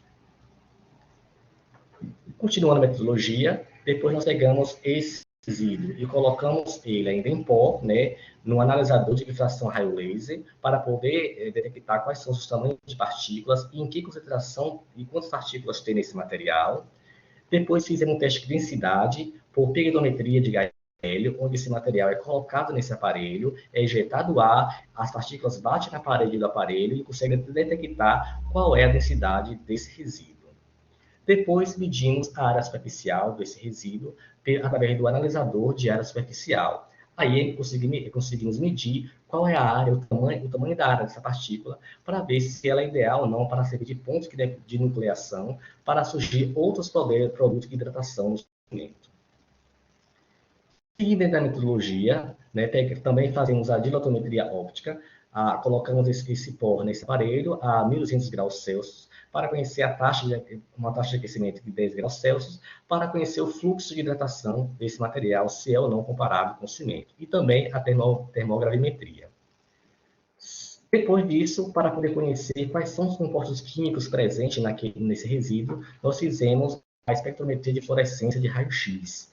E depois fizemos a difração de raio-x, que é para analisar quais são os minerais presentes nesse resíduo, que logo iremos mostrar nos resultados. E aí, depois de trabalhar com o cimento em pó, fizemos a pasta cimentícia. A pasta de cimento nada mais é que o cimento misturado com a água.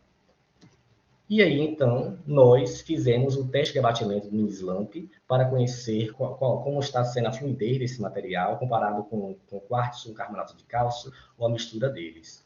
Depois também fizemos a reometria rotacional estacionária, né, para poder avaliar a viscosidade desse material, se ele é mais viscoso, em que proporção em relação a outros materiais, como cimento, né, o quartzo e colocando carbonato de cálcio também. Depois fizemos a calorimetria e redução isotérmica, para também avaliar o fluxo de calor desse material, para ver se a cinética de hidratação dele é comparável com o cimento, se não é, em que proporção. E depois fizemos também análise de termogravimétrica, também para avaliar também esse fluxo de hidratação a 600 graus Celsius, para ver também se há perda ou não de material.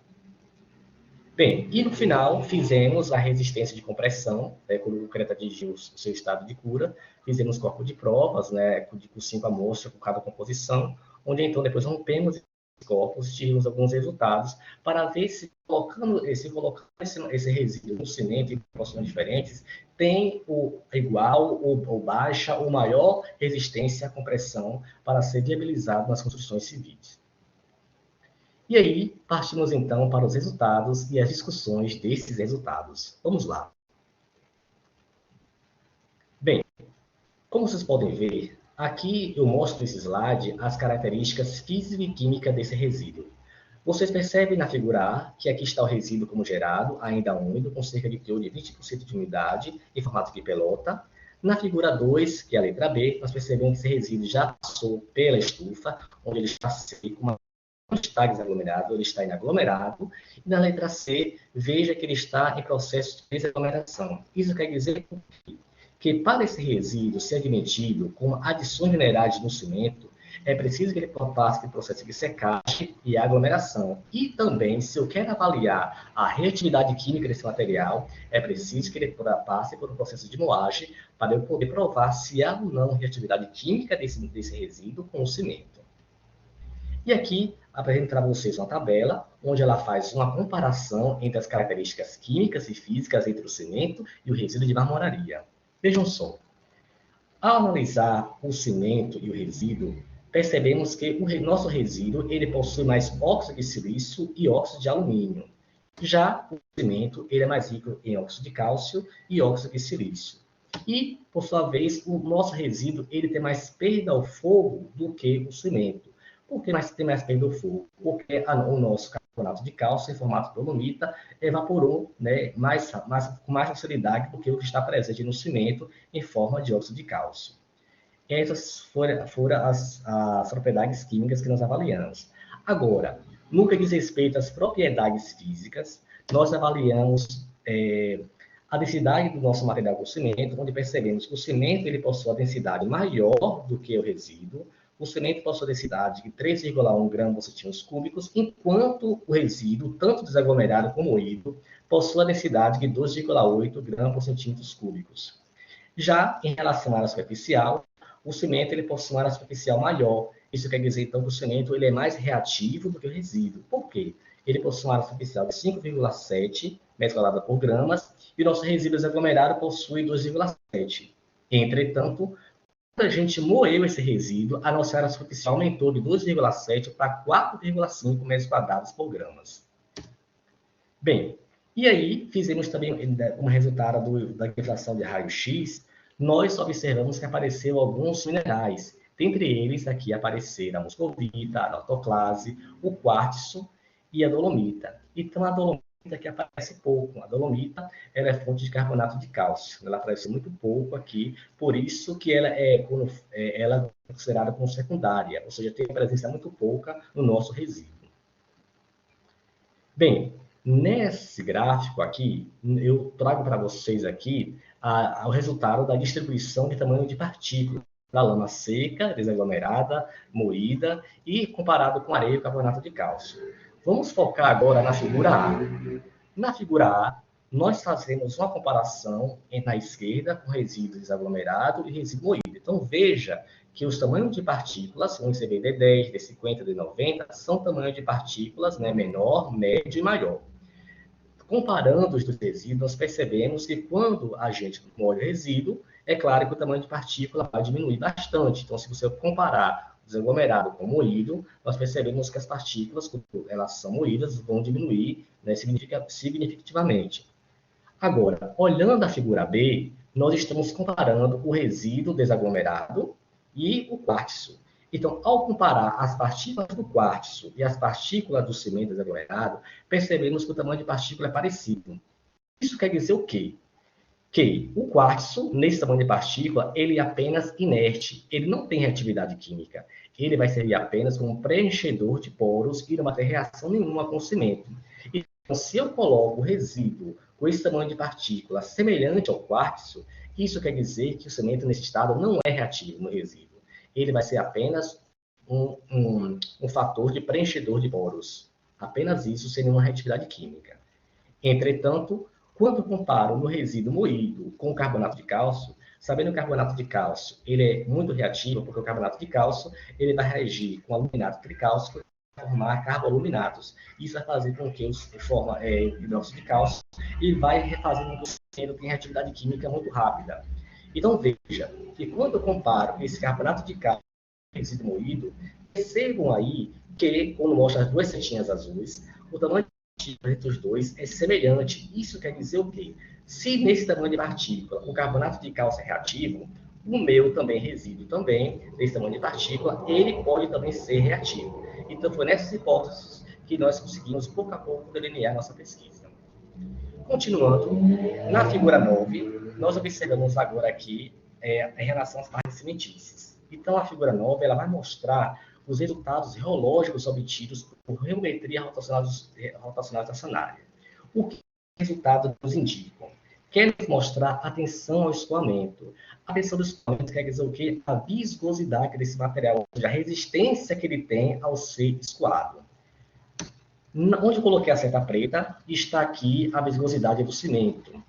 E onde está aqui azul, né, a setinha azul, está a tensão de escoamento do resíduo que está moído. Então, veja que o resíduo, né, ele possui uma tensão de escoamento maior, ou seja, ele é um pouco mais duro.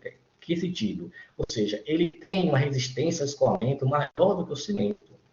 Já, né, semelhante ao carbonato de cálcio, porque é mais reativo. Isso quer dizer, então, que o nosso resíduo moído, por causa de ser mais reativo, as partículas, a distância entre as partículas que há nele ficam mais próximas, há uma tração maior, há uma colisão maior entre elas, então por isso que dificulta ou tem uma resistência maior ao escoamento devido a essa proximidade de partículas. Por outro lado, o resíduo desaglomerado ele está aqui na setinha vermelha. Vejam que no teor de 10% e 20%, ele se apresenta com as partículas um pouco mais afastadas. Então, por causa disso, a hidratação é um pouco mais lenta, e pelo fato de ser mais lenta, ele tem uma tensão de escoamento um pouco menor. Isso quer dizer que ele é mais fácil de escoamento, ou seja, que ele é mais fluido. Bem, agora, na figura 10, ela nos apresenta os resultados da calorimetria e indução isotérmica. Nela, nós observamos o fluxo de calor em função do tempo de hidratação de partes cimentícias, como a moraria desaglomerada, moída e com quartzo e carbonato de cálcio. Vamos focar na figura A, que está à nossa esquerda. Na figura A, nós observamos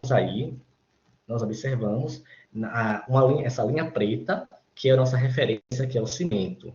E essa linha cor de abóbora, ela representa o resíduo desaglomerado com 10%, e a cinza com 20%, e a azulzinha é o quartzo com 10%. Então, veja que nessa figura A cinética de hidratação em relação ao cimento dela é menor. Isso quer dizer o quê? Que ela não endurece tão rápido, né, como o cimento, ou seja, ela se dá de forma muito mais lenta, ou seja, demora mais de endurecer.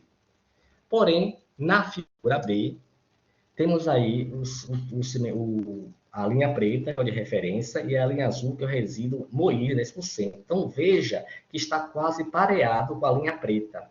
Isso quer dizer que, quando consigo moer o tamanho de partícula, a cinética de hidratação dela em relação ao cimento é quase que semelhante. E se eu comparar com o carbonato de cálcio, o fluxo de calor é muito maior. Isso quer dizer que o carbonato de cálcio é muito mais veloz no processo de hidratação. Então, quanto mais eu molho no resíduo, mais reativo ele vai ficar comparado ao carbonato de cálcio. Bem, mas para poder entender esse processo, vamos compreender em relação como é que é fabricado, como é feito e como é o processo de hidratação do cimento Portland. Então, veja que o cimento Portland, a matéria-prima do cimento Portland é o filler. E o filler é formado por argila, por areia, por calcário e minério de ferro. Então, esse material é encontrado na natureza, pega-se a argila e o calcário, pega essa argila e o calcário e coloca em um britador para diminuir as partículas, depois é colocado em um pré-homogeneizador, onde lá ele é misturado, virando a farinha crua. Essa farinha crua é colocada no silo de homogenização, onde depois é levado para um forno de clinkerização. Nesse forno, ele passa por um processo de 1.600 graus Celsius, onde aí sim ele vai virar o clink. Esse clink é colocado no silo de clink e depois é colocado de novo para a moagem. Lá ele é triturado e aí ele é colocado em diferentes tanques, onde aí, então é colocado diferentes adições minerais, aí tendo diferentes tipos de cimento. Depois, esse cimento é colocado no silo de cimento e depois, aí, então, para ser mais refinado, é colocado em granel, né, sacado, e então é levado depois, né, por caminhões para os fundadores finais. Bem, o cimento, depois que passa todo esse processo, nele forma o seguinte, quando ele vira o clink, forma nele os seguintes materiais, né? Forma o silicato tricálcico, conhecido como alita, forma o silicato de cálcio, que é formado a belita, forma a celita, que é o aluminato tricálcico, e forma o ferro-aluminato da cálcio, que é chamado de ferrita. Por que eu trago esses materiais? Para vocês entenderem. Justamente, são esses materiais, que aluminato tricálcico, silicato de cálcio, silicato tricálcico, que ao se misturar com a água, que vai ter reatividade química com o cimento, que vai fazer com que o cimento logo endureça.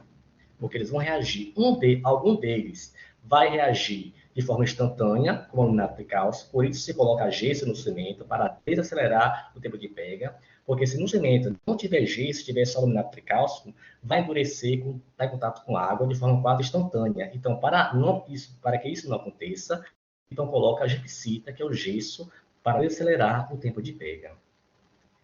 Bem, e aí o cimento ele entra em contato com a água, veja que as partículas vão se soltando. E então vai ocorrendo a reação exotérmica, com muito calor, e com o passar do tempo, né, em 15, 8, 28 dias, vai formando hidroxilicato de cálcio, que aí, pouco a pouco, vai se entrelaçando e vai tendo aí, então, o cimento endurecido, onde agora eu mostrarei para vocês com mais detalhes. Então, aqui é resultado de uma micrografia eletrônica de varredura, onde nós observamos aqui o processo de hidratação do cimento num período de 28 dias, e observamos o quê? Que nos 5 primeiros dias, veja que aparecem manchas escuras. Essas manchas escuras são água. É água. Com o passar do tempo, em 15 dias, veja que aparece agora mais amarelinhos. Esses amarelinhos quer dizer que está formando hidróxido de cálcio. E na figura C, veja que tem mais amarelinhos. Isso quer dizer que tem mais quantidade de hidróxido de cálcio. Isso quer dizer que o cimento está atingindo a sua resistência mecânica aos seus 28 dias. Bem, aqui mostra o que essa figura 13 mostra o que acontece nesse processo de hidratação. É o processo de dissolução e o processo de precipitação. No processo de dissolução, existe o que? A eliminação de íons, de partículas. Então, o cimento, quando se mistura então, com a água, há a eliminação aqui de partículas na solução. Por isso, chamamos de solução poro. Depois, com o passar do tempo, a precipitação, onde esse resíduo vai se recombinando, formando hidróxido de cálcio, fazendo o cimento ficar enrijecido. Nessa ilustração, eu trago para vocês como esse processo acontece. Quando você coloca água no cimento, o que vai acontecendo? Vai eliminando íons, o cimento vai se quebrando, então vai eliminando vários íons na água e vira uma verdadeira sopa de eletrólitos. Com o passar do tempo, esses íons vão formando produtos de hidratação, como a hidrigida, por exemplo, hidróxido de cálcio, hidroxilicato de cálcio, onde vai se emaranhando aí, então. Então, quando vai crescendo, né, isso quer dizer que o cimento já está enrijecendo, entrando no processo de cimento no estado seco, ou melhor dizendo, endurecido. Nessa outra iluminação, eu ilustro melhor para vocês o que acontece dentro do cimento. Então, veja que o cimento está sendo misturado com a água e com o passar do tempo as partículas de cimento estão se quebrando. É que nem a gente fazer um mingau ou fazer um bolo, né? É parecido. E aí, com o passar do tempo, vai surgindo entre as partículas e no próprio cimento, algumas áreas que não foram reagidas, vai servir como um ponto de nucleação para surgir o hidroxissilicato de cálcio, que vai crescendo tanto nos interstícios, quanto também nas próprias partículas que não foram ainda reagidas, e então vai se emaranhando, e quando isso acontece, o cimento já está em processo de endurecimento. E aí, para mostrar o que aconteceu naquele gráfico que eu mostrei para vocês, né, em relação à hidratação do cimento, vemos que esse processo ele acontece em 4 etapas. A etapa de pré-indução, mais solúveis, que mostrar a vocês que vai ser produzidos ali na solução. E aí, com o passar do tempo, né, essa pasta cimentícia, ela vira a verdadeira sopa de eletrólitos com o passar do tempo. Então, onde acontecem reações isotérmicas mais fortes. A segunda etapa é chamada período de pré-indução, que é a fase de dormência, onde o cimento ele não reage e fica ali, então, os íons ali um pouco parados durante o processo de tempo. Depois, né, nesse processo quase nada acontece, né? É como se fosse quase intrabalhável. E aí depois acontece de novo o fluxo de calor, vai aumentando até o cume, o ponto 2 é quando o cimento começa a endurecer, né? E no ponto 3 é onde ele já atinge seu ponto máximo, né, de pico, e aí, então ele começa já a entrar em processo de endurecimento. Então, no ponto 2 dá o início da pega, e no ponto 3, lá em cima do pico, se dá o fim da pega.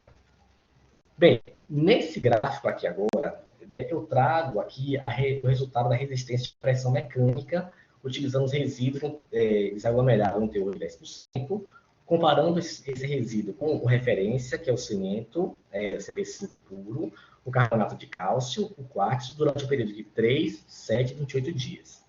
Na figura A, aqui mais à esquerda, nós temos aqui o cimento referência, ou melhor dizendo, o cimento referência, o resíduo em 10%, aqui em 3 dias. Depois, em 7 dias, ou melhor dizendo, desculpa, embolei um pouquinho. Então, aqui na esquerda tem uma referência em 3 dias, 7 dias e 28 dias. Vamos comparar agora essa referência com o resíduo em 10%. Veja aqui que no início de 3 dias, a resistência cai um pouquinho, nos 7 dias cai também, e no terceiro dia e no 28 dias já é semelhante. Então, veja que com 10% de resíduo de mamoraria, eu consigo ter uma resistência por pressão quase comparável com o cimento original. Embora nos primeiros dias caia, mas nos 28 dias eu consigo ter quase comparável. Já quando eu consigo moer esse resíduo de 10%, que é a terceira figura, veja que aqui já há um aumento maior de resistência. Né? Não, já há uma queda, no 28 dias já há uma pequena queda em relação ao anterior. E quanto mais eu vou moendo esse resíduo, né, em relação à pressão, mais aqui vai ter uma queda.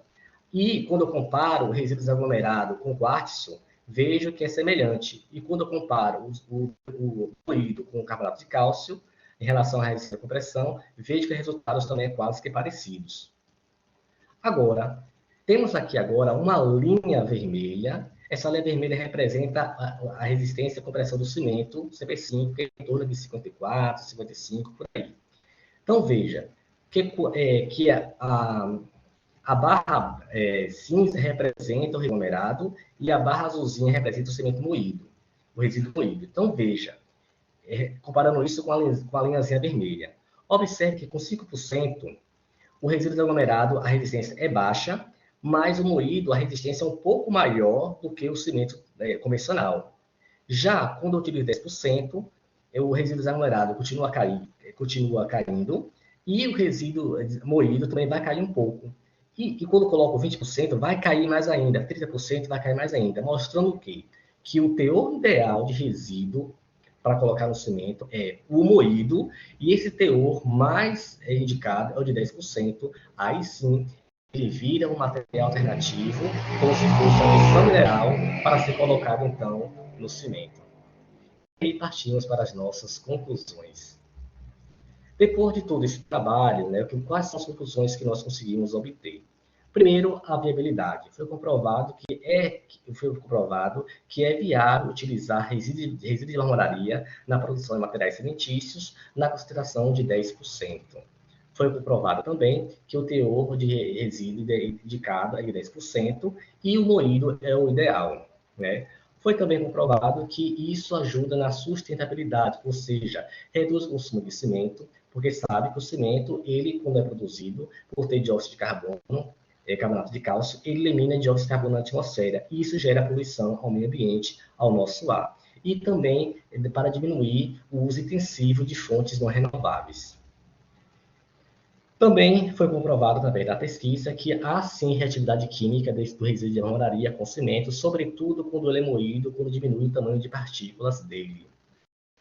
Bem, e aí nós temos proposta de trabalhos futuros. Continuamos ainda fazendo essa pesquisa e agora nosso objetivo é avaliar o potencial de reciclar esse resíduo de marmoraria agora na produção de impressão 3D para a produção cimentícia voltada para a sustentabilidade. Aqui estão algumas referências que eu utilizei para essa apresentação. Aqui estão os agradecimentos às instituições que me ajudaram, às marmorarias, laboratórios que me ajudaram. E agradeço também ao Next Conquista e meu muito obrigado pela atenção de todos. Muito obrigado.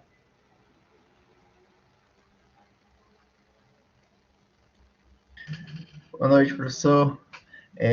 Nós que agradecemos, né, a sua presença aí, por ter compartilhado seus conhecimentos, né, seus trabalhos desenvolvidos aí na instituição, e por estar disponível, né, um horário desse, às 21 horas aí, né, a gente finaliza a palestra, né, temos bastante presentes aí ainda, nós estamos com 58 pessoas, e muito obrigado por compartilhar seu conhecimento com a gente. Bom, eu que agradeço. Muito obrigado. Obrigado a você. Bom, vou passar aí para vocês agora, né, a lista de presença da atividade de hoje. Tiveram da primeira, né? Agora eu vou passar a lista de presença aí da segunda atividade. Vou disponibilizar aí no chat.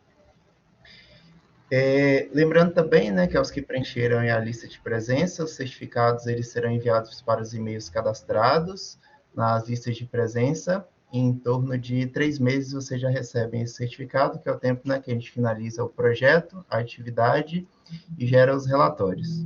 Bom, obrigado novamente pela presença de todos e de todas, e finalizamos aqui, né, nossas palestras remotas de hoje, da 11ª semana de engenharia. Lembrando que amanhã nós temos mais atividades presenciais aqui na unidade. Nós teremos aí, né, às 8 horas, a palestra Sistemas de Impermeabilização na Construção Civil. À noite, nós temos as palestras Além da Ferramenta, o que você precisa saber sobre antes de migrar para o BIM, Dimensionamento de escada plissada em concreto armado, Desvendando concreto armado da teoria à prática com o F-Tool, e Introdução ao Civil 3D para projetos de loteamentos urbanos.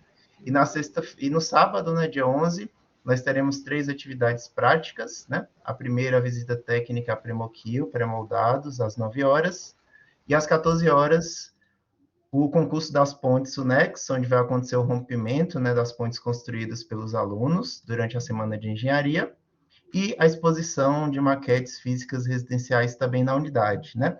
Essas 2 atividades que acontecerão à tarde, acontecerão no pergolado, ao lado esquerdo da portaria da UNEX, né, em frente à reitoria. Aguardo vocês, desejo uma ótima noite. Muito obrigado pela presença de todos.